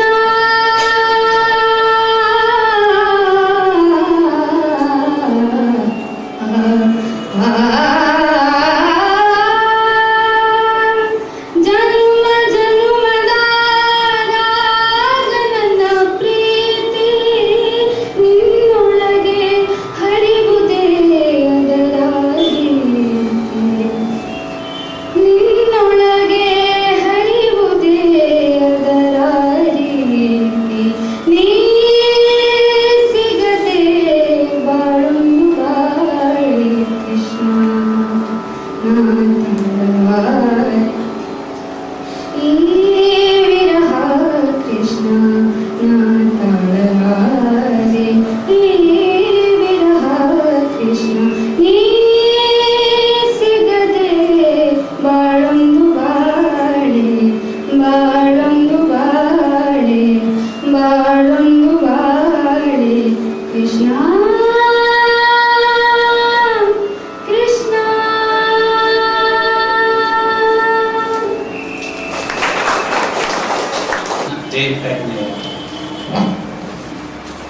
ಬಿ ಎಸ್ ಶ್ರೀಧರ್ ದಂಪತಿಗಳ ಅಭಿಮಾನಿಗಳಿಗೆ ನನ್ನ ನಮಸ್ಕಾರ. ಯಾಕಂದರೆ ಬಿ ಎಸ್ ಶ್ರೀಧರ್ ಅವರ ಇಬ್ಬರು ಬಿ ಎಸ್ ಶ್ರೀಧರ್ ಶ್ರೀಮತಿ ಶ್ರೀಧರ್ ಅವರ ಒಂದು ದೊಡ್ಡ ಋಣದಲ್ಲಿ, ಒಂದು ಸಾಂಸ್ಕೃತಿಕ ಋಣದಲ್ಲಿ ಮತ್ತು ಈ ಆರ್ ಪಿ ಹೆಗ್ಡೆ ಅವರು ಹೇಳಿದಾಗೆ ಒಂದು ಸಾಮಾಜಿಕ ಋಣದಲ್ಲಿ ಬೆಳೀತಾ ಇರುವಂಥ 2-3 ತಲೆಮಾರುಗಳೆಲ್ಲ ಇದ್ದೀವಿ ನಾವು. ಹೀಗಾಗಿ ಆ ಒಂದು ದಿವ್ಯ ಚೇತನಗಳಿಗೆ ನಮಸ್ಕಾರ ಮಾಡಿ ಇವತ್ತು ಈ ಕಾರ್ಯಕ್ರಮದಲ್ಲಿ ನಮಗೆ ಇರೋದಕ್ಕೆ ತುಂಬ ಒಂದು ವಿನೀತ ಭಾವನೆ ಉಂಟಾಗಿದೆ. ಯಾಕಂದರೆ ಗುರುವಿನ ಪ್ರಸಾದ ಅಂತ ಆರ್ ಪಿ ಸರ್ ಅವರು ಅದನ್ನು ಸ್ವೀಕರಿಸಿದ್ರು. ನಾನು ಅವರೆಲ್ಲರ ಶಿಷ್ಯರ ಪರವಾಗಿ ಅವರಿಗೆ ಅದನ್ನು ಕೊಟ್ಟಿದ್ದೀನಿ ಅಂತ ಅಂದುಕೊಂಡಿದ್ದೇನೆ. ಅಂದರೆ ಇಲ್ಲಿದ್ರೆ ನನಗೆ ಆ ಥರದ ಯಾವ ಕ್ರೆಡೆನ್ಷಿಯಲ್ಸ್ ಇಲ್ಲ. ಆರ್ ಪಿ ಅವರಿಗೆ ಈ ಒಂದು ಸಾಮಾನ್ಯವಾಗಿ ಜಾದು ಮಾಡೋ ಬಂದು ಯಾವ್ದಾದ್ರು ಮುಂದಿದ್ರು ಮಕ್ಕಳನ್ನ ಕರೆದು ಏನೋ ಜಾದು ಮಾಡ್ತಾರೆ. ಹಾಗೆ ಇವರು ನನ್ನನ್ನು ಕರೆದು ಈ ಜಾದು ಮಾಡಕ್ಕೆ ಅನ್ನಿಸ್ತಾ ಇದ್ದಾರೆ. ಯಾಕಂದರೆ ನಾನು ಹೊಸ ತಲೆಮಾರು, ಅವರನ್ನು ನೋಡಿ ಬೆಳೆದಂಥ ತಲೆಮಾರು. ಅವರ 100 ವಿದ್ಯಾರ್ಥಿಗಳನ್ನ ಬೇರೆ ಬೇರೆ ಕಡೆ ಭೇಟಿಯಾದಾಗೆಲ್ಲ ಆರ್ ಪಿ ಹೇಳಿದವರ ಬಗ್ಗೆ, ಯಾಕಂದರೆ ಗುಣಗಾನ ಕೇಳಿ ಅವರ ವಿದ್ಯಾರ್ಥಿ ನಾನು ಯಾಕಾಗಲಿಲ್ಲ ಅಂತ ನನಗೆ ಒಂದು ಹರಡಿ ಕೂಡ ಆಗಿದೆ. ಅಶೋಕ್ ಹೆಗಡೆ ನನ್ನ ಬಹಳ ಆಪ್ತ ಗೆಳೆಯ, ಅವನು ಯಾವಾಗಲೂ ಆರ್ ಪಿ ಹೆಗಡೆ ಬಗ್ಗೆ ಹೇಳ್ತಾ ಇದ್ದ. ಅಂದರೆ ಅವರ ಹತ್ರ ಪಾಠ ಮಾಡೋದ್ರಿಂದ ನಿನ್ನ ಜನ್ಮನೇ ಹೇಳ್ತಾ ಅನ್ನೋ ಥರ ಮಾತಾಡ್ತಿದ್ದ ಅವನು. ಅಷ್ಟು ಒಟ್ಟಿಗೆ ಅಭಿಮಾನದಿಂದ ಮಾತಾಡ್ತಿದ್ದ. ಹೀಗಾಗಿ ಅವ್ರನ್ನ ಅವ್ರು ನೋಡಿದ್ದೀನಿ ಭಾಳ ಸಲ. ನಾನು ಸಿದ್ದಾಪುರದಲ್ಲಿ ಭೇಟಿಯಾಗಿದ್ದೇನೆ. ಅವ್ರು ನೋಡ್ಲಿಕ್ಕೆ ಬಹಳ ಖುಷಿ. ಅವ್ರು ನೋಡಿದ್ರೆ ಒಂದು ಹಳೆಯ ಜೇನುತುಪ್ಪದ ಬಾಟ್ಲಿ ಇದ್ದಾಗಿದ್ದಾರೆ. ತುಂಬಾ ಸಪೂರವಾದ ದೊಡ್ಡ ಬಾಟ್ಲಿಯಲ್ಲಿ ಶುದ್ಧವಾದ ಜೇನುತುಪ್ಪ. ಅದು ಅಷ್ಟೇ ಒಂದು ತಾಳಿಕೆ ಗುಣ ಇದೆ, ಬಾಳಿಕೆ ಗುಣ ಇದೆ, ಒಂದು ಥೆರಪೆಟಿಕ್ ಗುಣ ಇದೆ. ಅಂಥ ಒಂದು ಅನುಭವದಿಂದ ಸಂಪನ್ನವಾದ ಮತ್ತು ಎಲ್ಲ ಗುರು ಹಿರಿಯರಿಂದ ಅವರು ಹೀರಿಕೊಂಡಂಥ ಒಂದು ವಿಚಾರಶೀಲತೆಯನ್ನು ಕೂಡ ಹೊಸ ತಲೆಮಾರಿಗೆ ದಾಟುವುದಕ್ಕೆ ಒಂದು ಕಮಿಟ್ಮೆಂಟ್, ಒಂದು ಬದ್ಧತೆ ಇಟ್ಕೊಂಡು ಬಂದಂಥ ಹಿರಿಯರು. ಸೊ ಅವರಿಗೆ ಈ ಒಂದು ಸನ್ಮಾನ ನಡೀತಾ ಇರುವುದು ದೊಡ್ಡ ಒಂದು ಸಾಂಸ್ಕೃತಿಕ ಚಟುವಟಿಕೆ. ಯಾಕಂದ್ರೆ ನಮ್ಮಲ್ಲಿ ಈ ಪುಸ್ತಕಕ್ಕೆ ಬಹುಮಾನ ಕೊಡುವುದು ಈಗ ಸಿಕ್ಕಾಪಟ್ಟೆ ಆಗೋದು. ಅಂದರೆ ಅಲ್ಲ, ಈ ಬಿ ಎಸ್ ಸಿ ಪ್ರಶಸ್ತಿ ಬಗ್ಗೆ ಹೇಳ್ತಾ ಇದ್ದಾರೆ. ಯಾಕೆ ನನಗೂ ಕೊಟ್ಟಿದ್ದಾರೆ ಒಳ್ಳೊಳ್ಳೆ ಪುಸ್ತಕ. ನಾನು ಸಾಮಾನ್ಯವಾಗಿ ಕನ್ನಡದಲ್ಲಿ ಪುಸ್ತಕ ಎಷ್ಟು ಮಟ್ಟಿಗೆ ಆಗಿದೆ ಅಂದರೆ ಗೊತ್ತಿರಾದ್ರೆ ಫೋನ್ ಮಾಡ್ತಿದ್ದಾರೆ. ಒಂದು ಪ್ರಶಸ್ತಿಗೆ ಪುಸ್ತಕ ಸಜೆಸ್ಟ್ ಮಾಡಬೇಕು, ಯಾವುದಾದ್ರೂ ಓದಿದ್ರೆ ಹೇಳ್ರಿ ಅಂತ ನನಗೆ ಫೋನ್ ಮಾಡ್ತೀನಿ. ತೀರ್ಪುಗಾರ ಅಷ್ಟರ ಮಟ್ಟಿಗೆ ಪ್ರಶಸ್ತಿಗಳು ಕಿಲೋ ಲೆಕ್ಕದಲ್ಲಿ ಹಂಚುವಷ್ಟು ಏನೇನೋ ಹೋಗಿದೆ. ಆದರೆ 20 ವರ್ಷದಿಂದ ತುಂಬಾ ತುಂಬಾ ಎಚ್ಚರಿಕೆ, ಒಂದು ಸಾಮಾಜಿಕ ಎಚ್ಚರದಿಂದ, ಸಾಂಸ್ಕೃತಿಕ ಎಚ್ಚರದಿಂದ ಈ ಕಾರ್ಯಕ್ರಮ ನಡ್ಕೊಂಡು ಬಂದಿದೆ. 1997ರಲ್ಲಿ ನಾನು ಬಂದಿದ್ದೆ ಪ್ರಶಸ್ತಿ ತಗೊಳ್ಳೋದಕ್ಕೆ. ಆಮೇಲೆ 2004 ಬಂದೆ. 7 ವರ್ಷದ ನಂತರ ಮತ್ತೆ ಬಂದಿದ್ದೆ ಚಿಂತಾಮಣಿ ಗುಡ್ಡೆಕರೆ ಕೊಡೋದಕ್ಕೆ. ಅದಾದ 7 ವರ್ಷದ ನಂತರ ಬಂದಿದ್ದೇನೆ ಹಿರಿಯರಿಗೆ ಕೊಡೋದಕ್ಕೆ. ಪ್ರತಿ 7 ವರ್ಷಕ್ಕೆ ನನಗೆ ತಿಂತೀನಿ ಅಂತ ಮಾಡಿದ್ದೆ. ಹೀಗಾಗಿ ತುಂಬಾ ಸಂತೋಷ. ಆಮೇಲೆ ಇವತ್ತಿನ ಸಂದರ್ಭ ಇದೆಯಲ್ಲ, ನಮ್ಮ ಸಾಹಿತ್ಯಿಕ ಸಂದರ್ಭ, ಅಂದ್ರೆ ಸಾಹಿತ್ಯ ಅನ್ನೋದು ಒಂದು ಸಾಮಾಜಿಕ ಮನ್ನಣೆಯಿಂದ ಕೆಳಗೆ ಇಳಿತಾ ಇರುವಂತಹ ಕಾಲದಲ್ಲಿದೆ. ಅಂದ್ರೆ ಸಾಹಿತ್ಯಕ್ಕೆ ಒಂದು ಸಮಾಜದಲ್ಲಿ ಸಾಹಿತ್ಯದ ಸ್ಥಾನ ಏನು, ಸಾಹಿತಿಗಳ ಸ್ಥಾನ ಏನು, ಬುದ್ಧಿಜೀವಿಗಳ ಸ್ಥಾನ ಏನು, ವಿಚಾರವಂತರ ಸ್ಥಾನ ಏನು, ಒಬ್ಬ ಪ್ರಾಮಾಣಿಕ ಶಿಕ್ಷಕನ ಸ್ಥಾನ ಏನು ಅಂತ ನೋಡಿದ್ರೆ ಮೊದಲು ಇದಕ್ಕೆಲ್ಲ ಸ್ಥಾನ ಇತ್ತು. ಅವರು ಆಟರು ಅಂತ ನಮಸ್ಕಾರ, ಅವರು ಸಾಹಿತಿಗಳು, ಪಾಪ ಕವಿ, ಹೀಗೆ ಬೇರೆ ಬೇರೆ ರೀತಿಯಲ್ಲಿ ಸಾಹಿತಿಗಳಿಗೆ ಒಂದು ರೀತಿ ಮನ್ನಣೆ ಸಮಾಜದಲ್ಲಿ ಇತ್ತು. ಅದೇ ರೀತಿ ಇವನ್ ನಮ್ಮ ಸಂತೆ ದ ಸ್ಟೇಟ್ ಅದು ಕೂಡ ಬುದ್ಧಿಜೀವಿಗಳನ್ನ, ಮುನ್ಸದ್ದಿಗಳನ್ನ, ಚಿಂತಕರನ್ನ ಒಂದು ರೀತಿ ಅಥವಾ ಒಂದು ಅಭಿಮಾನ ಅಥವಾ ಒಂದು ಆರಾಧನೆ ಭಾವ ಅವ್ರದ್ದು ಒಂದು ಸ್ವಲ್ಪ ಅಂದ್ರೆ ನಾವು ಕೆಲವರು ಪರೀಕ್ಷೆ ಬಂದಾಗ ದೇವರಿಗೆ ನಮಸ್ಕಾರ ಮಾಡಿದಂಗೆ ಒಂದು ಈ ಜಟಕ ಕಲ್ಲಿಗೆ ಒಂದು ನಮಸ್ಕಾರ ಮಾಡಿದಾಗೆ ಈ ಬುದ್ಧಿಜೀವಿಗಳು, ಸಾಹಿತಿಗಳೆಲ್ಲ ಅದರಲ್ಲಿ ಇದ್ದಾರೆ, ಸ್ವಲ್ಪ ಅವ್ರು ಕಣ್ತರಿಸ್ಕೊಂಡು ನಾವು ಓಡಾಡುವ ಅನ್ನುವಂಥ ರೀತಿಯಲ್ಲಿ ಆದರೂ ಒಂದು ಸ್ಥಾನ ಸಮಾಜದಲ್ಲಿ ಸಾಹಿತಿಗಳಿಗೆ, ಚಿಂತಕರಿಗೆ ಇತ್ತು. ಆದರೆ ಹಠಾತ್ತನೆ ಈಗ ಕಳೆದ ಒಂದು 10-15 ವರ್ಷದಲ್ಲಿ ಸಡನ್ ಆಗಿ ಆ ಸ್ಥಾನ ಕಾಣ್ತಾ ಇಲ್ಲ. ಅಂದ್ರೆ ನಮ್ಮ ನೇತಾರರಾಗಲಿ, ನಮ್ಮ ಮುಖಂಡರಾಗಲಿ, ನಮ್ಮ ಶಿಕ್ಷಣ ಪದ್ಧತಿಯನ್ನು ರೂಪಿಸುವವರಾಗಲಿ, ನಮ್ಮ ಸಾಮಾಜಿಕ ಸಂಸ್ಥೆಗಳನ್ನು ಕಟ್ಟುವವರಾಗಲಿ, ಅವ್ರು ಯಾರಿಗೂ ಇದು ಸಾಹಿತ್ಯ, ಚಿಂತನೆ ಅವೆಲ್ಲ ದೊಡ್ಡ ವಿಷಯ ಅನಿಸೋದಿಲ್ಲ.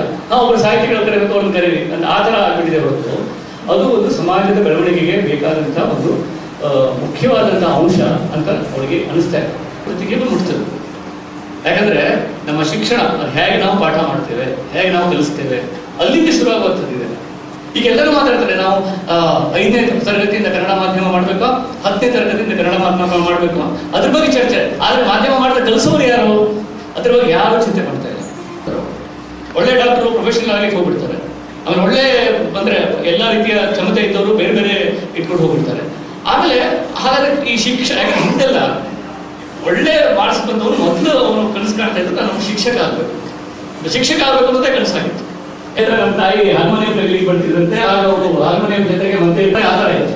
ಅಂದ್ರೆ ಶಿಕ್ಷಕರಾಗೋದ್ರಲ್ಲಿ ಒಂದು ರೀತಿ ಒಂದು ಶಿಕ್ಷಕ ಅಂತ ಹೆಮ್ಮೆಯಿಂದ ಹೇಳ್ಕೊಳ್ಳೋದು, ಶಿಕ್ಷಕ ಆಗಬೇಕು ಆ ಥರ ಹೆಮ್ಮೆಯಿಂದ ಹೇಳ್ಕೊಳ್ಳುವಂತ. ನನ್ನ ಮಗ ವಿಪ್ರೋಲಿಂದ, ನನ್ನ ಮಗ ಏನೋ ಮಧ್ಯಾಹ್ನದಲ್ಲೂ ಇದ್ದ, ಅಮೆರಿಕದಲ್ಲಿ ಇದ್ದ ಅಂತ ಮಾತಾಡ್ಕೊಂಡಿದ್ರು. ಈ ತರದ ಒಂದು ವಿಚಿತ್ರವಾದ ಕಾಲದಲ್ಲಿ ನಾವಿತ್ತು. ಹೀಗಾಗಿ ಅಂತ ಸಂದರ್ಭದಲ್ಲಿ RP ಹೆಗಡೆ ಅಂತ ವ್ಯಕ್ತಿಗಳು ಪ್ರೊಪಗೇಟ್ ಮಾಡುವಂತ MG ಬಹಳ ಸರಿಯಾಗಿ ಹೇಳಿದ್ರು, ಅದೊಂದು ವಿಚಾರ ಶಾಲೆ. ಅವ್ರು ಸ್ಪೆಷಲಿಸ್ಟ್.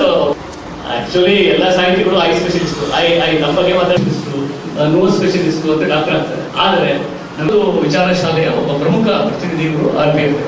ಅವರು ಜನರಲ್ ಪ್ರಾಕ್ಟೀಷನರ್, ಅಂದ್ರೆ ಎಲ್ಲ ಸಮಾಜದ ಕಾಯಿಲೆಯನ್ನ, ವ್ಯಕ್ತಿಯ ಕಾಯಿಲೆಯನ್ನು ಸರ್ವಾಂಗೀಣವಾಗಿ ಬರೀ ಇಲ್ಲಿದ್ರೆ ನಮ್ಮ ಮೂರು ಡಾಕ್ಟರ್ ಹೋದ ಸಭೆ ಆಗಲ್ಲ. ಇವರು ಎಲ್ಲವನ್ನೂ ನೋಡಿ ಮನುಷ್ಯನನ್ನ ಇವತ್ತಿನ ಒಂದು ಸಂದರ್ಭದಲ್ಲಿ ಇಟ್ಟು ಸಾಂಸ್ಕೃತಿಕವಾಗಿ, ಸಾಮಾಜಿಕವಾಗಿ ಒಂದು ಜಾಗದಲ್ಲಿಟ್ಟು ನೋಡುವಂತಹ ಒಂದು ಗುಣ. ಅದಕ್ಕಾಗಿ ಆ ಎಚ್ಚರದಲ್ಲಿ ಅವರು ಮತ್ತೆ ಅನುವಾದ ಸಾಹಿತ್ಯ ಇದೆ, ಅದನ್ನು ಮಾಡೋದಕ್ಕೆ ದೊಡ್ಡ ಒಂದು ನಿಸ್ವಾರ್ಥ ಇದ್ದವನು ಯಾರು ಅನುವಾದ ಮಾಡಬಹುದಿಲ್ಲ. 20 ಪುಟ ಬರ್ಕೊಂಡು ಮತ್ತೆ ಯಾರು ಹೆಸರಾಕೋಬಹುದು ಅಂತ ಹೇಳ್ತಾರೆ. ಅದನ್ನ ಹೀಗಾಗಿ ಅನುವಾದ ಮಾಡೋದು ದೊಡ್ಡ ನಿಸ್ವಾರ್ಥದ ಕೆಲಸ. ಒಂದು ಬಾಟ್ಲಿಯಿಂದ ಇನ್ನೊಂದು ಬಾಟ್ಲಿಗೆ ಟ್ರಾನ್ಸ್ಫರ್ ಮಾಡಿದ ಹಾಗೆ ನೀವು ಎಷ್ಟೇ ಪ್ರಯತ್ನ ಪಟ್ಟರು ಒಂದಿಷ್ಟು ಹಾರ ಹೋಗ್ತದೆ. ಅದು ಒಂದು ಉಕ್ತಿ ಇದೆ. ಅಂದ್ರೆ ಅನುವಾದ ಅನ್ನೋದು ಅಷ್ಟು ಸರಳ ಅಲ್ಲ. ಯಾಕಂದ್ರೆ ಇತ್ತೀಚೆಗೆ ನಾನು ರವೀಂದ್ರನಾಥ್ ಠಾಗೂರ್ ಅವರ 150ನೇ ಹುಟ್ಟಿದಬ್ಬ ಆಚರಿಸ್ತಾ ಇದ್ದೆ ಈ ವರ್ಷ. ಹೀಗಾಗಿ ಅವರ ಕೆಲವು ಕಥೆಗಳನ್ನ ಓದುವ ಒಂದು ಅವಕಾಶ ನನಗೆ ಬಂತು. ಯಾವುದೋ ಒಂದು ಕೆಲಸಕ್ಕಾಗಿ ನಾನು 15 ಕಥೆ ಆಯ್ಕೆ ಮಾಡಬೇಕಾಗಿತ್ತು. ಆ ಕಥೆಗಳನ್ನು ನಾನು ಇಂಗ್ಲಿಷ್ ಅನುವಾದದಲ್ಲೂ ಓದಿದೆ. ಆಮೇಲೆ ಅಹೋಬಲ ಶಂಕರ ಅನ್ನೋರು RP ಹೆಗಡೆ ಗೊತ್ತಿರುತ್ತೆ. ಅಹೋಬಲ ಶಂಕರ ಅನ್ನೋರು 1950ರಲ್ಲಿ 40ರಲ್ಲಿ ಡೈರೆಕ್ಟ್ ಆಗಿ ಬಂಗಾಲಿಯಿಂದ ಕನ್ನಡಕ್ಕೆ ಮಾಡಿದ್ದಾರೆ. ಅದು ರವೀಂದ್ರ ಕಥಾ ಮಂಜರಿ ಅಂತ 3 ವಾಲ್ಯೂಮ್ ಅಲ್ಲಿ ಅನುವಾದ ಅಕಾಡೆಮಿ ಪ್ರಕಟ ಮಾಡಿದ್ದಾರೆ. ಓದಲೇಬೇಕಾದ ಪುಸ್ತಕ. ಅವ್ರೇನ್ ಮಾಡಿದ್ದಾರೆ, ಅನುವಾದಕ್ಕಾಗಿಯೇ ಬಂಗಾಲಲ್ಲಿದ್ದು ಬಂಗಾಲಿಯಿಂದ ಕಲಿತು ತುಂಬಾ ಇದಾಗಿ ಎಷ್ಟು ಮಟ್ಟಿಗೆ ಅಂದ್ರೆ ಅವರು ಬಹುಶಃ ಬಂಗಾಲಿಯಿಂದ ಏನೋ ಮದುವೆ ಆದ ನಂತರ ಇರ್ತದೆ. ಅದು ಕೂಡ ಬಹಳ ಆಕರ್ಷಕವಾದ. ಅವ್ರು ಯಾಕೆ ಬಂಗಾಲಿ ಕಲ್ತರು ಅಂತ ಆಗಲೇ ಗೊತ್ತಾಯ್ತು. ಅನುವಾದಕ್ಕಾಗಿ ಕಲ್ತದಲ್ಲ, ಆದ್ರೆ ಬಂಗಾಲಿ ಕಲಿತು ಅವರು ಅದನ್ನು ಅನುವಾದ ಮಾಡಿ ಕನ್ನಡದಲ್ಲಿ ಅದರಲ್ಲಿ ಒಂದು ವಾಕ್ಯ ಬರ್ತದೆ ಯಾವುದೋ ಒಂದು ಅನುವಾದದಲ್ಲಿ, ಸ್ನಾನಾರ್ಥಿಗಳಾದ ಸುಂದರಿಯರು ಸರಿದು ಹೋದರು. ಎಷ್ಟು ಚಂದ ವಾಕ್ಯ ಇರುತ್ತೆ, ಸ್ನಾನಾರ್ಥಿಗಳಾದ ಸುಂದರಿಯರು ಸರಿದು ಹೋದರು. ಯಾಕಂದ್ರೆ ಬಂಗಾಳಿಯಲ್ಲಿ ಸಂಸ್ಕೃತದಿಂದ ಬರೋ ಶಬ್ದಗಳೇ ಸ್ನಾನಾರ್ಥಿ, ಸ್ನಾನ ಎಲ್ಲ ಇರಬೇಕು. ಅದೇ ಇಂಗ್ಲಿಷಿಗೆ ಹೋದ್ರೆ women who are going to take bath they just pass by ಅಂತ ಬಂದಿತ್ತು. ಹಾಗೆ ಕನ್ನಡಕ್ಕೆ ಮಾಡುವವನು ಸ್ನಾನಾರ್ಥಿ ಅಂತ ಥಿಂಕ್ ಮಾಡಲ್ಲ, ಆಗೋನು ಸ್ನಾನಕ್ಕೆ ಹೋಗುತ್ತಿದ್ದ ಮಹಿಳೆಯರು ಹಾದು ಹೋದರು ಅಂತ ಹೇಳ್ತಾರೆ. ಅಂದ್ರೆ ಒರಿಜಿನಲ್ ಆಗಿ ಬಂಗಾಲಿಯಿಂದ ಬಂದಾಗ ಏನು ಒಂದು ಅದಕ್ಕೊಂದು ಸಗುಳು ಇರ್ತದೆ, ಒಂದಿರ್ತದೆ, ಅದು ಇಂಗ್ಲಿಷಿಂದ ಬಂದಾಗ ಇರುವುದಿಲ್ಲ. ಅಂದ್ರೆ ಅನುವಾದ ಅನ್ನೋದು ಬಹಳ ಕಷ್ಟದ ಕೆಲಸ.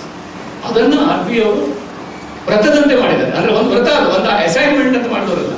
ನಮ್ಮಲ್ಲಿ ಬಹುಪಾಲು ಜನ ಅಸೈನ್ಮೆಂಟ್ ಅಂತ ಮಾಡೋರು ಇರ್ತಾರೆ. ಏನೋ ಸೆಂಟ್ರಲ್ ಅಕಾಡೆಮಿ ಬಂದು ಅಸೈನ್ಮೆಂಟ್ ಕೊಟ್ಟರು, ಅಸೈನ್ಮೆಂಟ್ ಅಂತ ಆಗಿರ್ತದೆ, ಒಂದೇನೋ ಕೆಲಸ.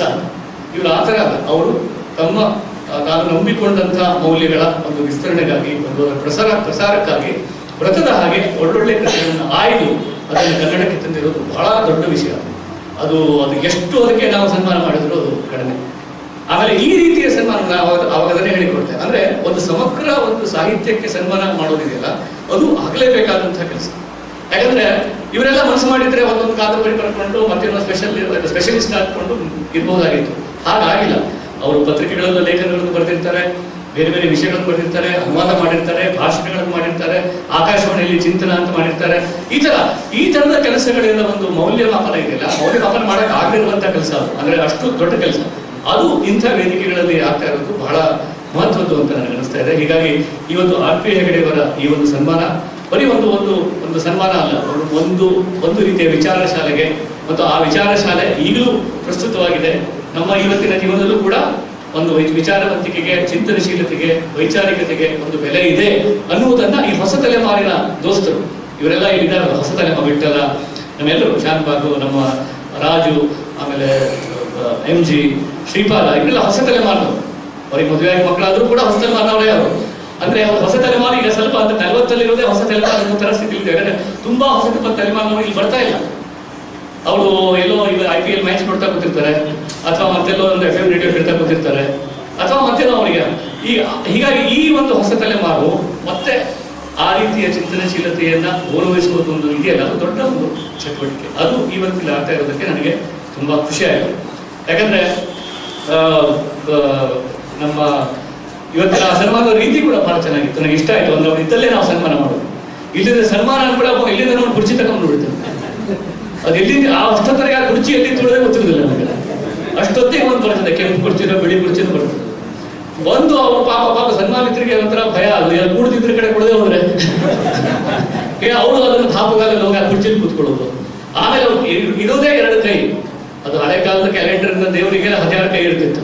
ಅದರಲ್ಲಿ ಒಂದರಲ್ಲಿ ಇದು, ಒಂದರಲ್ಲಿ ಅದು, ಒಂದರಲ್ಲಿ ಹಣ್ಣು, ಒಂದರಲ್ಲಿ ಫ್ಯಾರು, ಆಮೇಲೆ ಪ್ರವೀಣ್ ಗುಡ್ಖಿಂಡಿದ ಒಂದು ಕ್ಯಾಸೆಟ್ ಕೊಡಲು ಅದಲ್ಲ. ಅದು ಬಹಳ ಬೇಜಾರಪ್ಪ ನನಗೆ. ಹೀಗಾಗಿ ಆ ಕ್ಯಾಸೆಟ್ ಎಲ್ಲಿ ಕೇಳಿದ್ರು ಯಾರೋ ಸನ್ಮಾನ ಆಗ್ತಿದೆ ಅನ್ಸ್ಬಿಡ್ತಿದೆ. ಹಂಗಾಗ್ಬಿಟ್ಟಿದೆ ಆ ಮ್ಯೂಸಿಕ್. ಅಂದ್ರೆ ನಾವು ರಿಚುವಲೈಸ್ ಮಾಡಿ, ಎಲ್ಲವನ್ನೂ ರಿಚುವಲಿಸ್ಟಿಕ್ ಮಾಡಿ, ಅದ್ರ ಹಿಂದಿರುವಂತಹ ಮೌಲ್ಯವನ್ನ, ಅದ್ರ ಹಿಂದಿರುವಂತಹ ಭಾವನೆಗಳನ್ನ ಇದು ಮಾಡ್ಬಿಡ್ತೇವೆ. ಅದೇನು ಮಾಡದೆ ಸರಳವಾಗಿ ಅವ್ರು ಇದ್ದಲ್ಲೇ. ನೆನಪಿದೆ, ಒಂದು ಯಾವುದೋ ಒಂದು ರವೀಂದ್ರ ಕಲಾಕ್ಷೇತ್ರದ ಕಾರ್ಯಕ್ರಮದಲ್ಲಿ KS ನರಸಿಂಹಸ್ವಾಮಿ ಅವರು, ಅವ್ರಿಗೆ ವಯಸ್ಸಾಗಿತ್ತು, ಅವ್ರಿಗೆ ಆಗ್ಲೇ 80 ದಾಟಿತ್ತು, ಅವ್ರಿಗೆ ಹುಷಾರಿರ್ಲಿಲ್ಲ, ಅವ್ರಿಗೆ ನಡೀಲಿಕ್ಕೆ ಆಗ್ತಿರ್ಲಿಲ್ಲ. ವೇದಿಕೆ ಮೇಲೆ ಬರಬೇಕು ಅಂತ ಅನೌನ್ಸ್ ಮಾಡ್ಬಿಟ್ಟ. ಅವ್ರು ಪಾಪ ಮುಂದಿನ ಸಾಲಲ್ಲಿ ಕೂತಿದ್ದವರು ನಡ್ಕೊಂಡು ಹಿಂಗೆ ಮಾಡಿ ವಾಯರು ಅದು ಇದು ಯಾರು ಹಿಡಿಲಿಕ್ಕೂ ಹೋಗುದಿಲ್ಲ. ಮತ್ತೆ ಆ ತರ ಅಂದ್ರೆ ಇದು ಏನಾಗಿದೆ ಅಂದ್ರೆ ನಾನು ಹೇಳಿದಿಲ್ಲ, ಸತ್ತೆಯ ಒಂದು ಅಹಂಕಾರ. ಅಂದ್ರೆ ಅವನು ಯಾರೋ ಪ್ರಶಸ್ತಿ ಕೊಡ್ತಿದ್ದಾನಲ್ಲ, ಅವನಿಗೆ ಅಹಂಕಾರ, ನಾನೇನೋ ಪ್ರಶಸ್ತಿ ಕೊಡ್ತಿದ್ದೇನೆ ಅಂತ, ಅವ್ರು ಬಂದು ತಗೊಳ್ಬೇಕು ಅಂತ. ಹಾಗೆ ಆ ಥರದ್ದು ಅದು ಈ ಪಲ್ಲಟ ಆಗಿರೋದಿಲ್ಲ. ಸತ್ತೆ ಈ ಮೊನ್ನೆ ಬಹಳ ಬೇಜಾರಾಗುತ್ತೆ ನನಗೆ. ಶಿವಮೊಗ್ಗ ಜಿಲ್ಲಾ ಸಾಹಿತ್ಯ ಸಮ್ಮೇಳನ ಈಗ ಅದು ಹೋದ ತಿಂಗಳ ಆಗ್ಬೇಕಿತ್ತು. ಇದನ್ನ ಎಲ್ಲೂ ಹೇಳಲಿಕ್ಕೆ ಚಾನ್ಸ್ ಇರಲಿಲ್ಲ, ಇಲ್ಲೇ ಹೇಳ್ತಾ ಇದ್ದೀನಿ. ಶಿವಮೊಗ್ಗ ಜಿಲ್ಲೆ ಸಾಹಿತ್ಯ ಸಮ್ಮೇಳನ ಹೋದ ತಿಂಗಳ ಆಗ್ಬೇಕಿತ್ತು. 106 ಲೇಖಕರನ್ನ ಒಟ್ಟು ಮಾಡಿದ್ದಾರೆ. ಅವರು 106 ಲೇಖಕರು ಇದ್ದಾರೆ, ಬೇರೆ ಬೇರೆ ಗೋಷ್ಠಿಗಳು ಅದು ಇದೆಲ್ಲ ಇದೆ. ಅಧ್ಯಕ್ಷರು ಅನ್ನು ಆಯ್ಕೆ ಮಾಡಿದ್ದಾರೆ, ಎಲ್ಲ ಇದೆ. ಇನ್ವಿಟೇಷನ್ ಕಾರ್ಡ್ ಬಂದಿದೆ. ನನಗೆ ಯಾವುದೋ ಒಂದಕ್ಕೆ ಸಮಾರಂಭಕ್ಕೆ ಏನೋ ಕರೆದಿದ್ರು, ಹೂ ಅಂತ ಹೇಳಿದ್ರೆ ಎಲ್ಲ ಆಯ್ತು. ಅದರ ಕಾರ್ಯಕ್ರಮಕ್ಕೆ 2 ದಿವಸ ಇರಬೇಕಾದ್ರೆ ಒಂದು ಫೋನ್ ಅದರ ಯಾರೋ ಕಾರ್ಯಾಧ್ಯಕ್ಷರಿಂದ. ಏನು ಅಂತಂದ್ರೆ, ಇಲ್ಲ ಸರ್ ನೀವು ಇದು ಪೋಸ್ಟ್ಪೋನ್ ಆಗಿದೆ. ನಾನು ಯಾಕೆ ಪೋಸ್ಟ್ಪೋನ್ ಆಗಿದೆ ಇಷ್ಟೆಲ್ಲ? ಇಲ್ಲ, ಅದು ಉದ್ಘಾಟನೆಗೆ ಬರಬೇಕಾದಂಥ ಈಶ್ವರಪ್ಪನವರಿಗೆ ಬರ್ಲಿಕ್ಕೆ ಆಗ್ತಾ ಇಲ್ಲ, ಅಧಿಕಾರಿಗಳಿಗೆ. ಅವರು ಯಾವಾಗ ಅವರಿಗೆ ಆಗ್ತದೋ ಅವಾಗ ಇದು ಆಗ್ತದೆ. ನಾನು ಎಂತ ಈಗ 100 ಜನರನ್ನು ನೀವು ಕರೆದಿದ್ದೀರಿ, ಒಬ್ಬರು ರಾಜಕಾರಣಿ, ಪಾಪ ಅವರು ರಾಜಕಾರಣಿ ಆಗಿದ್ದು, ನಿಜವಾಗಿ ಅವರು ರಾಜಕಾರಣಿ ಆಗಿದೆ, ಅವ್ರು ಹೇಳ್ಬೇಕು ನಿಮಗೆ, ದಯವಿಟ್ಟು ನಾನು ಬರ್ತಿದ್ರು ಅದು ಆಗಲಿ ಅಂತ ಹೇಳಿದ್ರೆ ಇನ್ನೂ ದೊಡ್ಡವರಾಗ್ತಾರೆ. ಅವರು ಬರ್ತಿಲ್ಲ ಅಂತ ನೀವು ಇಷ್ಟು ದೊಡ್ಡ ಕಾರ್ಯಕ್ರಮವನ್ನು ಪೋಸ್ಟ್ಪೋನ್ ಮಾಡ್ತಿರಲ್ಲ, ಅದು ಏನು ಅಂದ್ರೆ ಇದು ಇವತ್ತಿನ ವರಸೆ. ನಮ್ಮ ಜನಕ್ಕೆ ಏನಾಗಿದೆ ಅಂದ್ರೆ, ದುಡ್ಡು, ಪ್ರಭುತ್ವ, ಯಾವುದೋ ಒಂದು ಸತ್ತೆ, ಏನೋ ಒಂದು ವಲ್ಗರ್ ಸೆನ್ಸ್ ಆಫ್ ಪವರ್, ಒಂದು ಅಶ್ಲೀಲವಾದಂತಹ ಒಂದು ಪವರಿನ ಒಂದು ಇದಿದ್ರೆ ಅದ್ರ ಹಿಂದೆ ಸಂಸ್ಕೃತಿಯ ಒಂದು ಹೋರಾಟ. ಆದರೆ ಯಾವತ್ತು ಒಳ್ಳೆಯ ಪ್ರತಿಭೆ ಮತ್ತು ಆತ್ಮಗೌರವ ಒಟ್ಟಿಗೆ ಇರ್ತದೆ. ಯಾವತ್ತು ಜೀನಿಯಸ್ ಅಂತ ಯಾವುದೇ ಟ್ಯಾಲೆಂಟ್ ಜೊತೆಗೆ ಒಂದು ಆತ್ಮಗೌರವ ಇರ್ತದೆ, ಸೆಲ್ಫ್ ರೆಸ್ಪೆಕ್ಟ್ ಇರ್ತದೆ. ಹೀಗಾಗಿ ನಿಜವಾದ ಪ್ರತಿಭಾವಂತರು ಯಾವತ್ತೂ ಬಯೋಡಾಟಾ ಇಟ್ಕೊಂಡು ಯಾವ ಸಂಸ್ಕೃತಿ ಇಲಾಖೆಗೂ ಹೋಗುದಿಲ್ಲ, ಯಾವ ಅಕಾಡೆಮಿ ಆಫೀಸಿಗೆ ಹೋಗುದಿಲ್ಲ, ಯಾವ ಬೆಂಗಳೂರು ಬಸ್ಸು ಎಷ್ಟೊತ್ತಿಗೆ ಹೋಗ್ತದಿಲ್ಲ. ಅವರು ಅವರವ್ರ ಜಾಗದಲ್ಲಿ ಇದ್ದು ಕೆಲಸ ಮಾಡ್ತಾ ಇರ್ತಾರೆ. ಆವಾಗ ಏನಾಗ್ತದೆ, ಮೀಡಿಯಾಕರ್ಸ್ ಅಂತ ಯಾರು ಕರಿತೀವಿ ನಾವು. ಮೀಡಿಯಾಕರ್ಸ್ ಅಂದ್ರೆ ಅವರಿಗೆ ಅಂತ ಟ್ಯಾಲೆಂಟ್ ಇರೋದಿಲ್ಲ, ಅವ್ರು ಮೀಡಿಯಾಕರ್ಸ್ ಅವ್ರು ಯಾವಾಗ ಅವರು ಇಂಥದ್ದೆಲ್ಲ ಒಂದು ಬಯೋಡಾಟಾ ಮಾಡಿಕೊಂಡು ಪ್ರಶಸ್ತಿಗಾಗಿ ಅದಕ್ಕೆ ಇದಕ್ಕೆ ಹೋಗಿ ಇಂಥ ರಾಜಕಾರಣಿಗಳನ್ನ ಇಂಥ ಗೌರ್ಮೆಂಟ್ ಇಂದ ಬರೋ ಫಂಡ್ಗಳಿಗಾಗಿ ಸುತ್ತು ಹೊಡೆದು ಅದೊಂದು ದೊಡ್ಡ ಒಂದು ರ್ಯಾಕೆಟೇ ಆಗಿದೆ.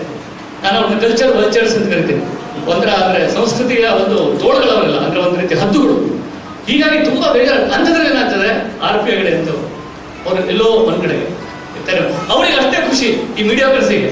ಇವ್ರು ಬಂದ್ಬಿಟ್ರೆ ಮತ್ತೆ ಅವ್ರ ಬಣ್ಣ ಬಯಲಾಗ್ತದೆ. ಇಂಥವರೆಲ್ಲ ಮುಂದೆ ಬಂದ್ಬಿಟ್ರೆ ಅವ್ರ ಬಣ್ಣ ಬಯಲಾಗ್ತದೆ. ಈಗ ಇವರೆಲ್ಲ ಅಲ್ಲೇ ಏನೋ ಥರ ಇವರಿಗೆ ಅವ್ರು ಒಳ್ಳೆಯವರು, ಅವ್ರು ಸ್ಟೇಜಿಗೆ ಕರೆದ್ರೆ ಬತ್ರಿಯಲ್ಲಿ ಬೇಡ, ಅವ್ರು ಕರೆದೇ ಬೇಡ, ಅವ್ರು ಬತ್ರಿಯಲ್ಲಿ ಬೇಡ, ಕಾಸು ಕೊಡೋದು ಬೇಡ, ಅವ್ರು ಮನೇಲಿ ಮನೆಗೆ ಹಣ್ಣು ಕಳಿಸ್ಬಿಡುವ. ಇದು ಇವತ್ತಿನ ಹೊಸ ರಾಜಕಾರಣದ ವರಸೆ. ಅದು ಎಲ್ಲ ಕಡೆಗೆ ಬಂದು ನಮ್ಮೆಲ್ಲರಲ್ಲೂ ಒಂದು ಆತ್ಮಗೌರವದ ಒಂದು ಪ್ರಜ್ಞೆಯನ್ನು ನಾಶ ಮಾಡಿದೆ. ನಾನು ನಿನ್ನೆ ಕುಮಟಾ ಕಾಲೇಜಲ್ಲಿ ಓದಿ ಹೇಳಿದೆ. ಈಗ ಎಷ್ಟೆಲ್ಲ ರಿಯಾಲಿಟಿ ಶೋಗಳು, ಎದೆ ತುಂಬಿ ಆಡುವೇನೋ ಮತ್ತೆಂಥದ್ದು ನಿಂತ್ಕೊಂಡು ಕುಣಿಯುವೇನೋ ಇಂಥದ್ದೆಲ್ಲ ಹಜಾರ್ ಮಾಡ್ತಿರ್ತದೆ. ಅದರಲ್ಲಿ ನಾನು ಹೋಗ್ತಿರ್ತೇನೆ, ನಾನು ಅದರಲ್ಲಿ ಒಬ್ಬ ಕುರ್ಚಿಯಾಗಿ ಕೂತಿರ್ತೇನೆ.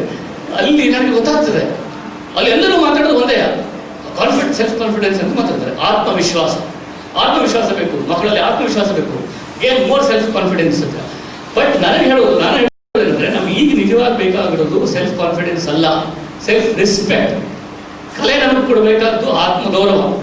ಇವ್ರು ಹೇಗಿರ್ತಾರೆ ಅಂತಂದ್ರೆ, ಒಂದು ಬಹುಮಾನ ಗೆಲ್ಲಲಿಕ್ಕೆ, ಯಾವುದೋ ಟಿವಿಲಿ 2 ನಿಮಿಷ ಬರ್ಲಿಕ್ಕೆ, ಯಾವುದೋ ಪತ್ರಿಕೆಯಲ್ಲಿ ಫೋಟೋ ಬರ್ಲಿಕ್ಕೆ ನಿನ್ನ ಆತ್ಮಗೌರವವನ್ನು ಮಾರ್ಕೊಂಡಾದ್ರೂ ಸರಿ ನೀನು ಹೋಗು ಅನ್ನುವಂತಹ ಸನ್ನೆಗಳನ್ನ ಬಹಳ ಕಡೆ ಕೊಡ್ತಾ ಇದ್ದಾರೆ.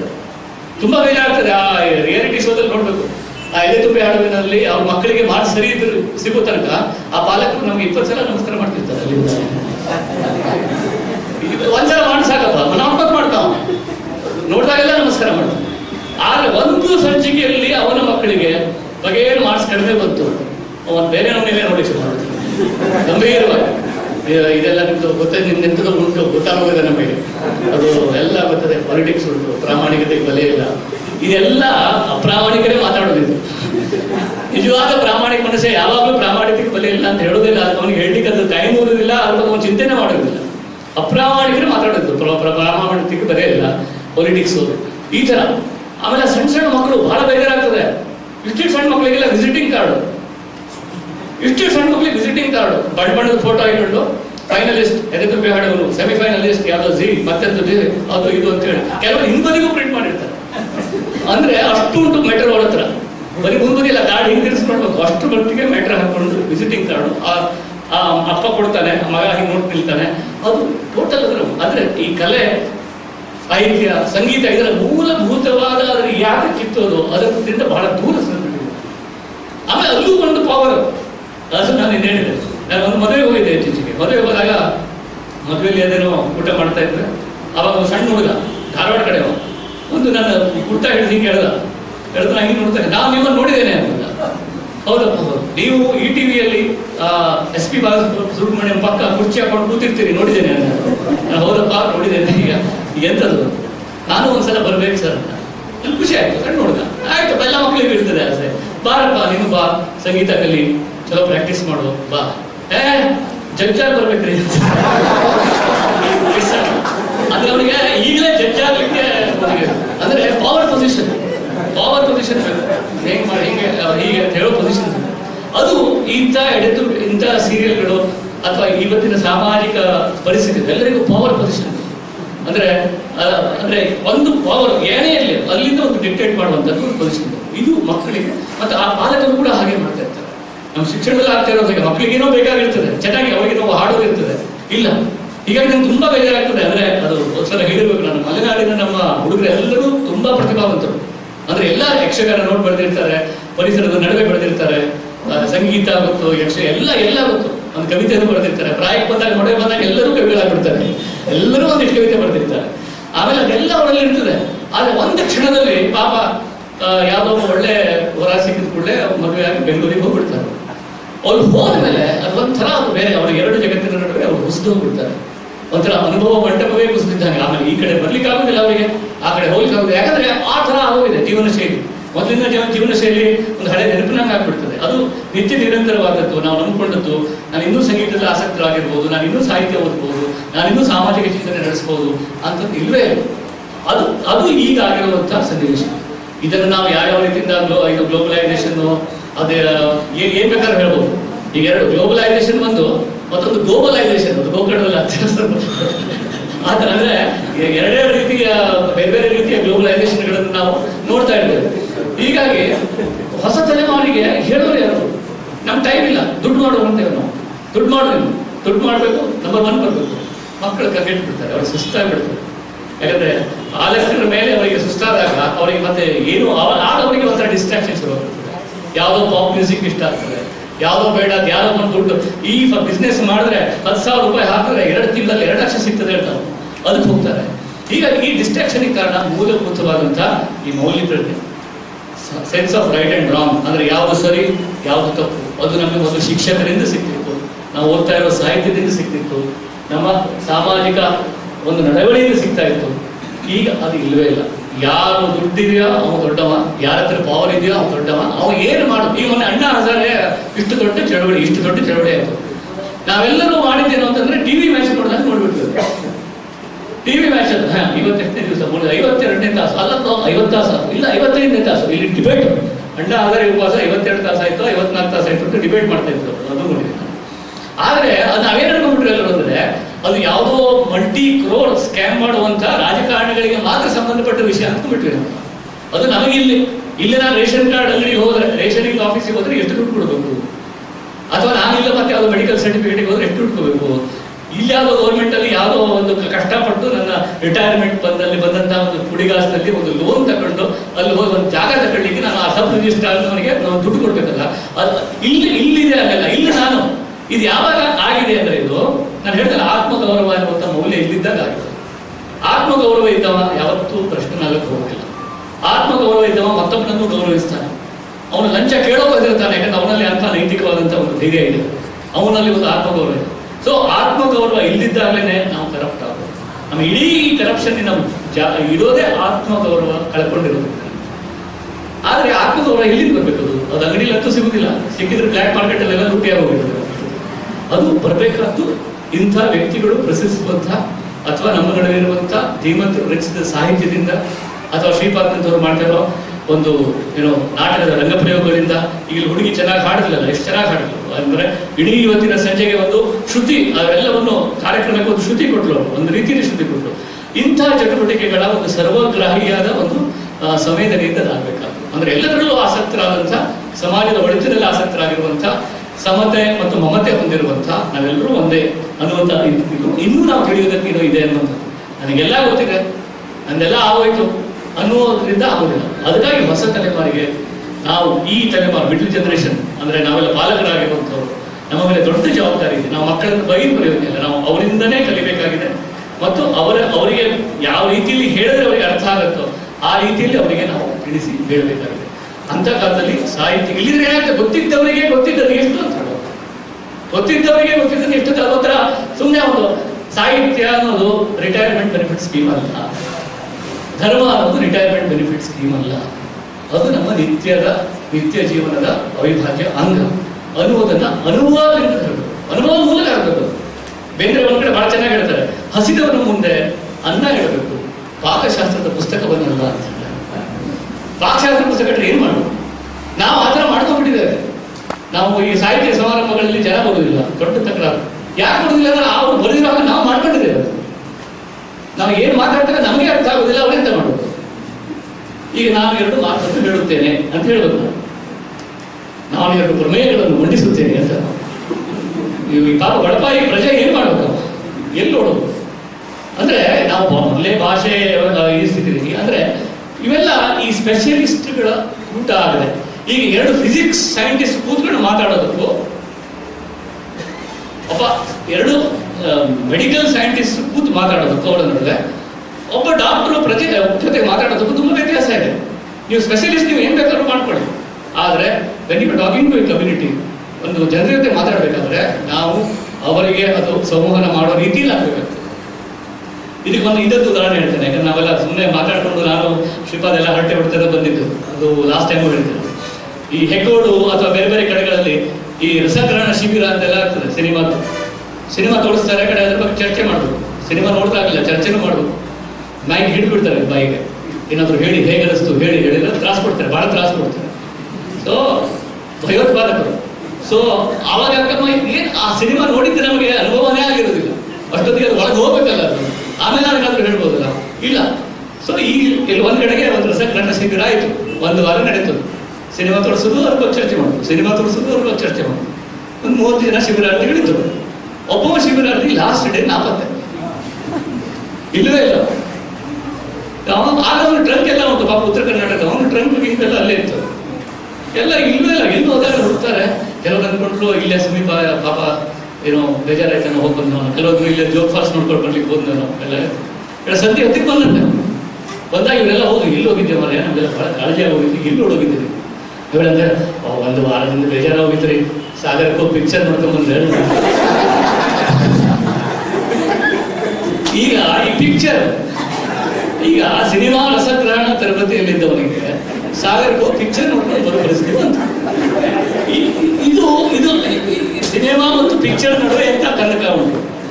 ಆ ಸಿನಿಮಾ ಮತ್ತು ಪಿಕ್ಚರ್ ಅದ್ರ ನಡುವಿನ ಕಂದಕವನ್ನ ನಾವು ಫೀಲ್ ಮಾಡ್ತೀವಿ. ಅದು ನಮ್ಮ ಮೇಲೆ ಇರುವಂಥದ್ದು. ನಾವೆಲ್ಲ ಸಾಹಿತಿಗಳು ಹತ್ರ ಕೆಲವು ಬುದ್ಧಿವಂತ ವಿದ್ಯಾರ್ಥಿಗಳು ಇರ್ತಾರೆ ಕ್ಲಾಸಲ್ಲಿ, ಸಿಕ್ಕಾಪಟ್ಟೆ ಬುದ್ಧಿವಂತರು. ಅವ್ರು ತಾವು ಅಭ್ಯಾಸ ಮಾಡಿದ್ರು ಉಳಿದವ್ರಿಗೆ ಮಾಡ್ಲಿಕ್ಕೆ ಕೊಡುದಿಲ್ಲ, ತಾವು ಹುಟ್ಟಾಗ ಅಭ್ಯಾಸ ಮಾಡ್ಬಿಡ್ತಾರೆ. ನಮ್ಗೆ ಇಂಥವ್ರ ಕಾಟ ಯಾವಾಗಲೂ ಇದ್ದದೆ. ಅಂದ್ರೆ ಅವರು ಎಂತ ಕೂತ್ಯವಲ್ಲ, ನಾಳೆ ಪರೀಕ್ಷೆ ಎಲ್ಲ ಓದಿಡೋದು ಏನು ಮಾಡ್ಬಿಡುದು, ಅವನಿಗೆ ಸಿನಿಮಾ ಕರ್ಕೊಂಡ್ಬಿಡುದು, ರಾತ್ರಿ ಓದ್ಬಿಡ್ತಾ ಕಡೆ ಬಂದ್ಬಿಡ್ತಾರೆ. ಇವು ಸಿನಿಮಾಕ್ಕೆ ಹೋದ್ರೆ ಸತ ಒಂದು ದಿವಸ ಅಭ್ಯಾಸ ಮಾಡ್ಲಿಕ್ಕೆ ಆಗುದಿಲ್ಲ ಅವನಿಗೆ. ಸೊ ಈ ಸಾಹಿತ್ಯ ಗೀತೆ ಆ ಥರದ್ದಲ್ಲ ಅದು.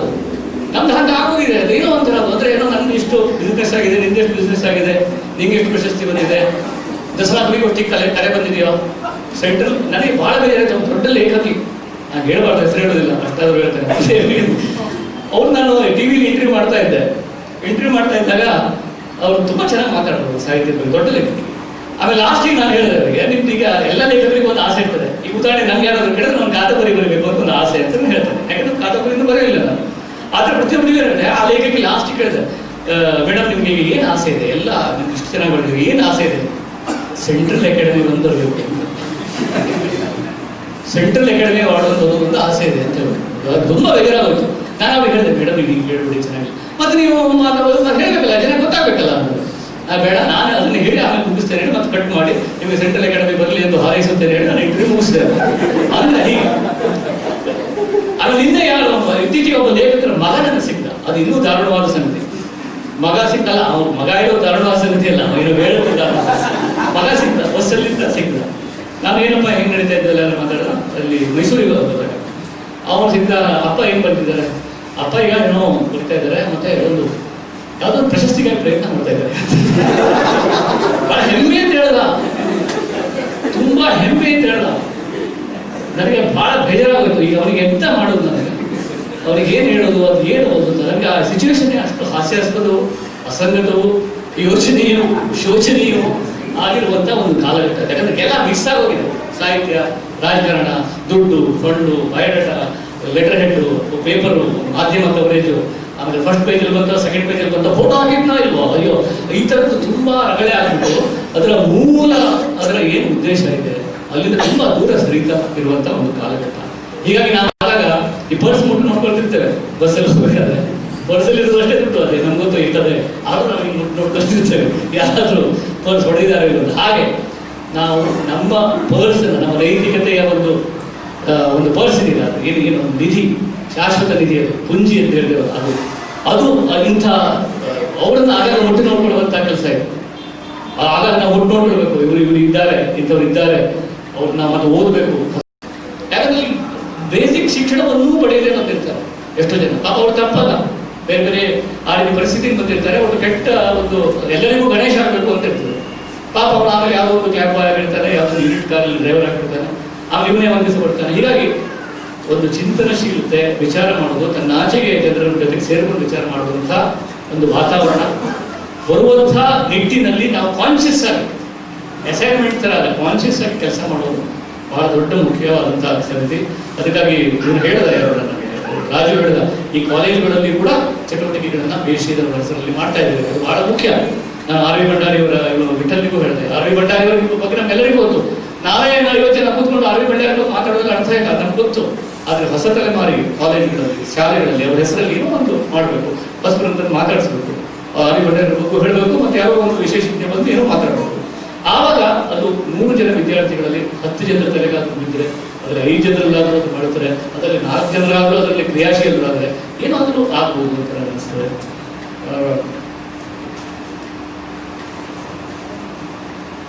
ಇದೊಂದು ನನ್ನ ಒಂದು ಅನುಭವ ಹೇಳೋದು ನಾನು ಮುಗಿಸ್ತೇನೆ. ನಾನು ಹಿಂದೆ ಕಾಲನಿರ್ಣಯ ಅಂತ ಒಂದು ವಿಶೇಷಾಂಕ ಮಾಡಿದ್ದೆ. ನಾನು ಬಾಂಬೆಲಿದ್ದಾಗ ಕಾಲನಿರ್ಣಯ ಅಂತ ಒಂದು ಕ್ಯಾಲೆಂಡರ್ ಬರ್ತದೆ. ಅವರೊಂದು ವಿಶೇಷಾಂಕ ಮಾಡ್ತಾರೆ, ದೀಪಾವಳಿ ವಿಶೇಷ. ಅವ್ರದ್ದೊಂದು ವಿಚಿತ್ರ ಒಂದು ಪರಿಪಾಠ. ಅವರು ಲೇಖಕರಿಗೆ ಮೊದಲೇ ಚೆಕ್ ಕಳಿಸ್ತಾರೆ ಮರಾಠಿಯಲ್ಲೆಲ್ಲ. ಯಾಕಂದ್ರೆ ಮರಾಠಿಯಲ್ಲಿ ಕನ್ನಡದಲ್ಲಿ ಎಷ್ಟು ದೀಪಾವಳಿ ಸೂಚಿಗೆ ಬರ್ತದೆ ಹೇಳಿ? 5 ಹೆಚ್ಚೋದು. ಉದಯವಾಣಿ, ಪ್ರಜಾವಾಣಿ, ವಿಜಯ ಕರ್ನಾಟಕ, ಕನ್ನಡಪ್ರಭ, ಮತ್ತೆ ಸಂಯುಕ್ತ ಕರ್ನಾಟಕ 5 ದೀಪಾವಳಿ ವಿಶೇಷಾಂಕ ಬರ್ತದೆ ಕನ್ನಡದಲ್ಲಿ. ಮರಾಠಿಯಲ್ಲಿ ಇಷ್ಟಿರ್ಬೋದು 500 ವಿಶೇಷಾಂಕಗಳು, 500 ದೀಪಾವಳಿ ವಿಶೇಷಾಂಕಗಳು ಬರ್ತವೆ. ದೊಡ್ಡ ವಿಷಯ. ಆದ್ರೆ ಪತ್ರಿಕೆಗಳದ್ದು ಒಂದು ವಿಷಯ, ಪ್ರತಿ ವರ್ಷ ಒಂದು ವಿಶೇಷಾಂಕ ತರುವುದೇ ಒಂದು ಟೀಮ್ ಇರ್ತದೆ. 500 ವಿಶೇಷಾಂಕ ಅಂದ್ರೆ ಎಷ್ಟು ಲೇಖಕರಿಗೆ ಅವಕಾಶ ಇರಬಹುದು. ಹೀಗಾಗಿ ಅವ್ರು ಮೊದಲೇ ಬುಕ್ ಮಾಡ್ಬೇಕು ಅಲ್ಲಿ ಲೇಖಕರು. ಅದಕ್ಕಾಗಿ ಅವ್ರು ಮೊದಲೇ ಚೆಕ್ ಕಳಿಸ್ಬಿಡ್ತಾರೆ. ನೀವು ಕತೆ ಮೊದಲೇ ಚೆಕ್ ಕಳಿಸ್ಬಿಡ್ತಾರೆ. ನಾನು ಕನ್ನಡದವ್ರು ಮಾಡಿದಾಗ ನನಗೆ ಚೆಕ್ ನೀವೆಲ್ಲರಿಗೂ ಕಳಿಸಿ ಅಂತ ಹೇಳಿದ್ರು ಮರಾಠಿಯವರು. ನಾನೇ ಬೇಡ, ಕನ್ನಡದವರಿಗೆಲ್ಲ ಮೊದಲೇ ಚೆಕ್ ಕೊಟ್ಟು ಅಭ್ಯಾಸ ಇಲ್ಲ, ಸುಮ್ಮನೆ ಇದೆಲ್ಲ ಬೇಡ, ಅದು ಅಂಗಡಿನೇ ಬೇಡ, ಅದು ಇಲ್ಲ ನೀವು ಕಳಿಸ್ಬೇಕು ಅಂತ ಹೇಳಿದ್ರು. ಸೊ ನಾವು ಕನ್ನಡದ ಎಷ್ಟೋ ಲೇಖಕರಿಗೆ ನಾನು ಚೆಕ್ ಅನ್ನು ಕಳಿಸಿದೆ. ಆಮೇಲೆ ಒಂದು 4 ಲೇಖಕರ ರೆಸ್ಪಾನ್ಸ್ ನನಗೆ ಬಹಳ ಇಂಟ್ರೆಸ್ಟಿಂಗ್ ಆಗಿದೆ ಅಂತ ಅನಿಸ್ತು.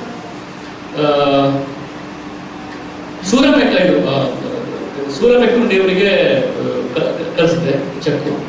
ಅವರು ತಕ್ಷಣ ನನ್ನ ಪತ್ರ ಬರಲು, ನನ್ನ ಹತ್ರ ಹೊಸ ಕವಿತೆ ಇಲ್ಲ, ಆದರೆ ನನ್ನ ಹಳೆಯ ಕವಿತೆಯನ್ನೇ ನಾನು ಕಳಿಸ್ತಾ ಇದ್ದೇನೆ. ಹೀಗಾಗಿ ನನಗೆ ನೀವು ಕಳಿಸಿರುವಂತಹ ಚೆಕ್ಕು ನನಗೆ ಅದಕ್ಕೆ ನಾನು ಅರ್ಹನಿದ್ದೇನಲ್ಲೋ ಅಂತ ಗೊತ್ತಿಲ್ಲ. ನೀವು ಒಂದು ಮಾತು ತಿಳಿಸಿದ್ರೆ ಅದ್ರ ಬ್ಯಾಂಕಿಗೆ ಹಾಕ್ತೇನೆ. ಅನಂತಮೂರ್ತಿ ಅವರಿಗೂ ಚೆಕ್ ಕಳಿಸಿದ್ದೆ. ಅವರು ಒಂದು ಲೆಟರ್ ಬರೋದು, ನೀನು ನನಗೆ ಸಣ್ಣ ಕಥೆಗಾಗಿ ಕಥೆ ಕೋರಿ ಚೆಕ್ ಅನ್ನು ಕಳಿಸಿದೀಯಾ, ಆದರೆ ನನಗೆ ಸಣ್ಣ ಕಥೆ ಬರಲಿಕ್ಕೆ ಆಗ್ತಾ ಇಲ್ಲ. ನಾನು ಒಂದು ನನ್ನ ಪ್ರವಾಸ ಲೇಖನವನ್ನು ಕಳಿಸಿದ್ದೇನೆ, ಅದಕ್ಕೆ ನಿಮ್ಮ ಸಂಭಾವನೆ ಬೇರೆದಿರಬಹುದು. ಅದು 2 ಲಕ್ಷ ತಗೊಳ್ಬಹುದು. ನಾವು ಅಂದ್ರೆ ಕಡಿಮೆ ಆಗಿದ್ರೆ ನಾನು ತಗೊಳ್ಳೋದಿಲ್ಲ ಅಂತೇಳಿ ತಗೊಳ್ಳೋಣ. ಸಣ್ಣ ಕಥೆಗೆ ಯಾವಾಗಲೂ ಸಣ್ಣ ಕಥೆಗೆನೇ ಅಗ್ರ ಪಂಕ್ತಿ ಇರ್ತದೆ. ಅದಕ್ಕೆ ನಿಮ್ಮ ಸಂಭಾವನೆ ಬೇರೆ ರೀತಿ ಇರಬಹುದು. ಅದಕ್ಕಾಗಿ ನೀನು ಈ ಕುರಿತು ಹೇಳೋದು ಅಲ್ಲಿ. ಮತ್ತೆ ಆಮೇಲೆ ಚಂಪಾ ಅವರು ಆರಾಮ, ತ್ರಾಸೆ ಇಲ್ಲ. ಅವರು ನಾನು ಚೆಕ್ ನೀನು ಕೊಟ್ಟ ಚೆಕ್ಕಿಗೆ ಧನ್ಯವಾದಗಳು, ಬ್ಯಾಂಕಿನಲ್ಲಿ ಹಾಕಿದ್ದೇನೆ. ನಿನ್ನ ಬಳಿ ಇರುವ ನನ್ನ ಯಾವುದಾದ್ರೂ ಒಳ್ಳೆ ಕವಿತೆಯನ್ನು ಹಾಕಿ.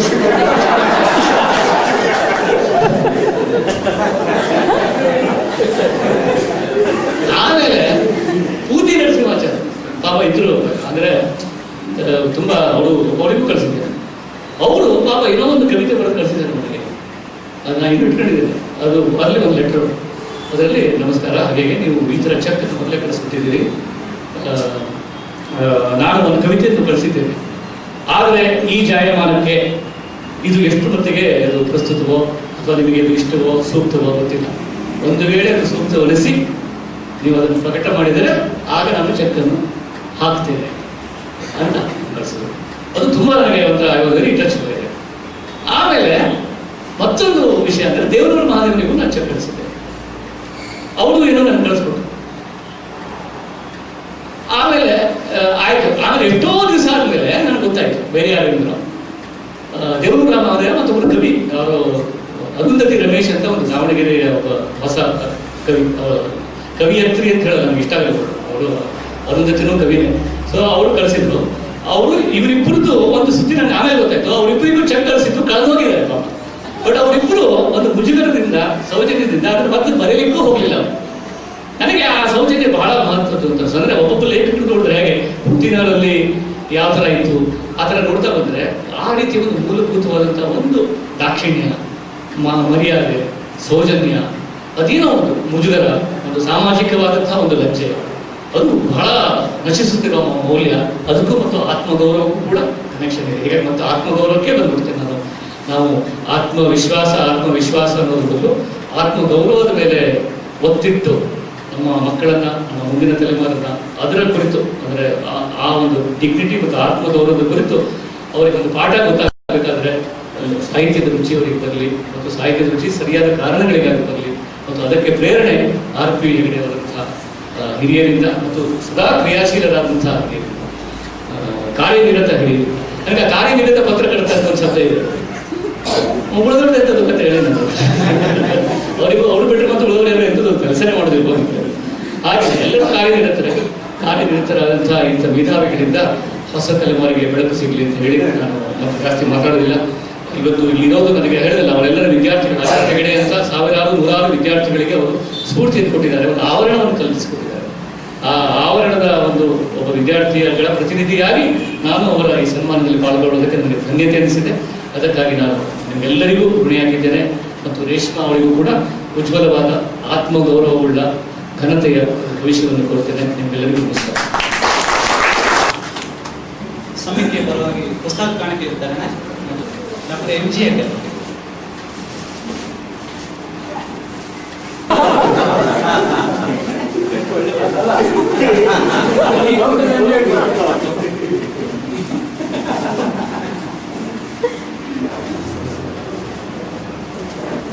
ಶ್ರೀಫಲ್ ಇವತ್ತು ಹಾಡುಗಳನ್ನು ಹಾಡಿದ ಅರುಂಧತಿ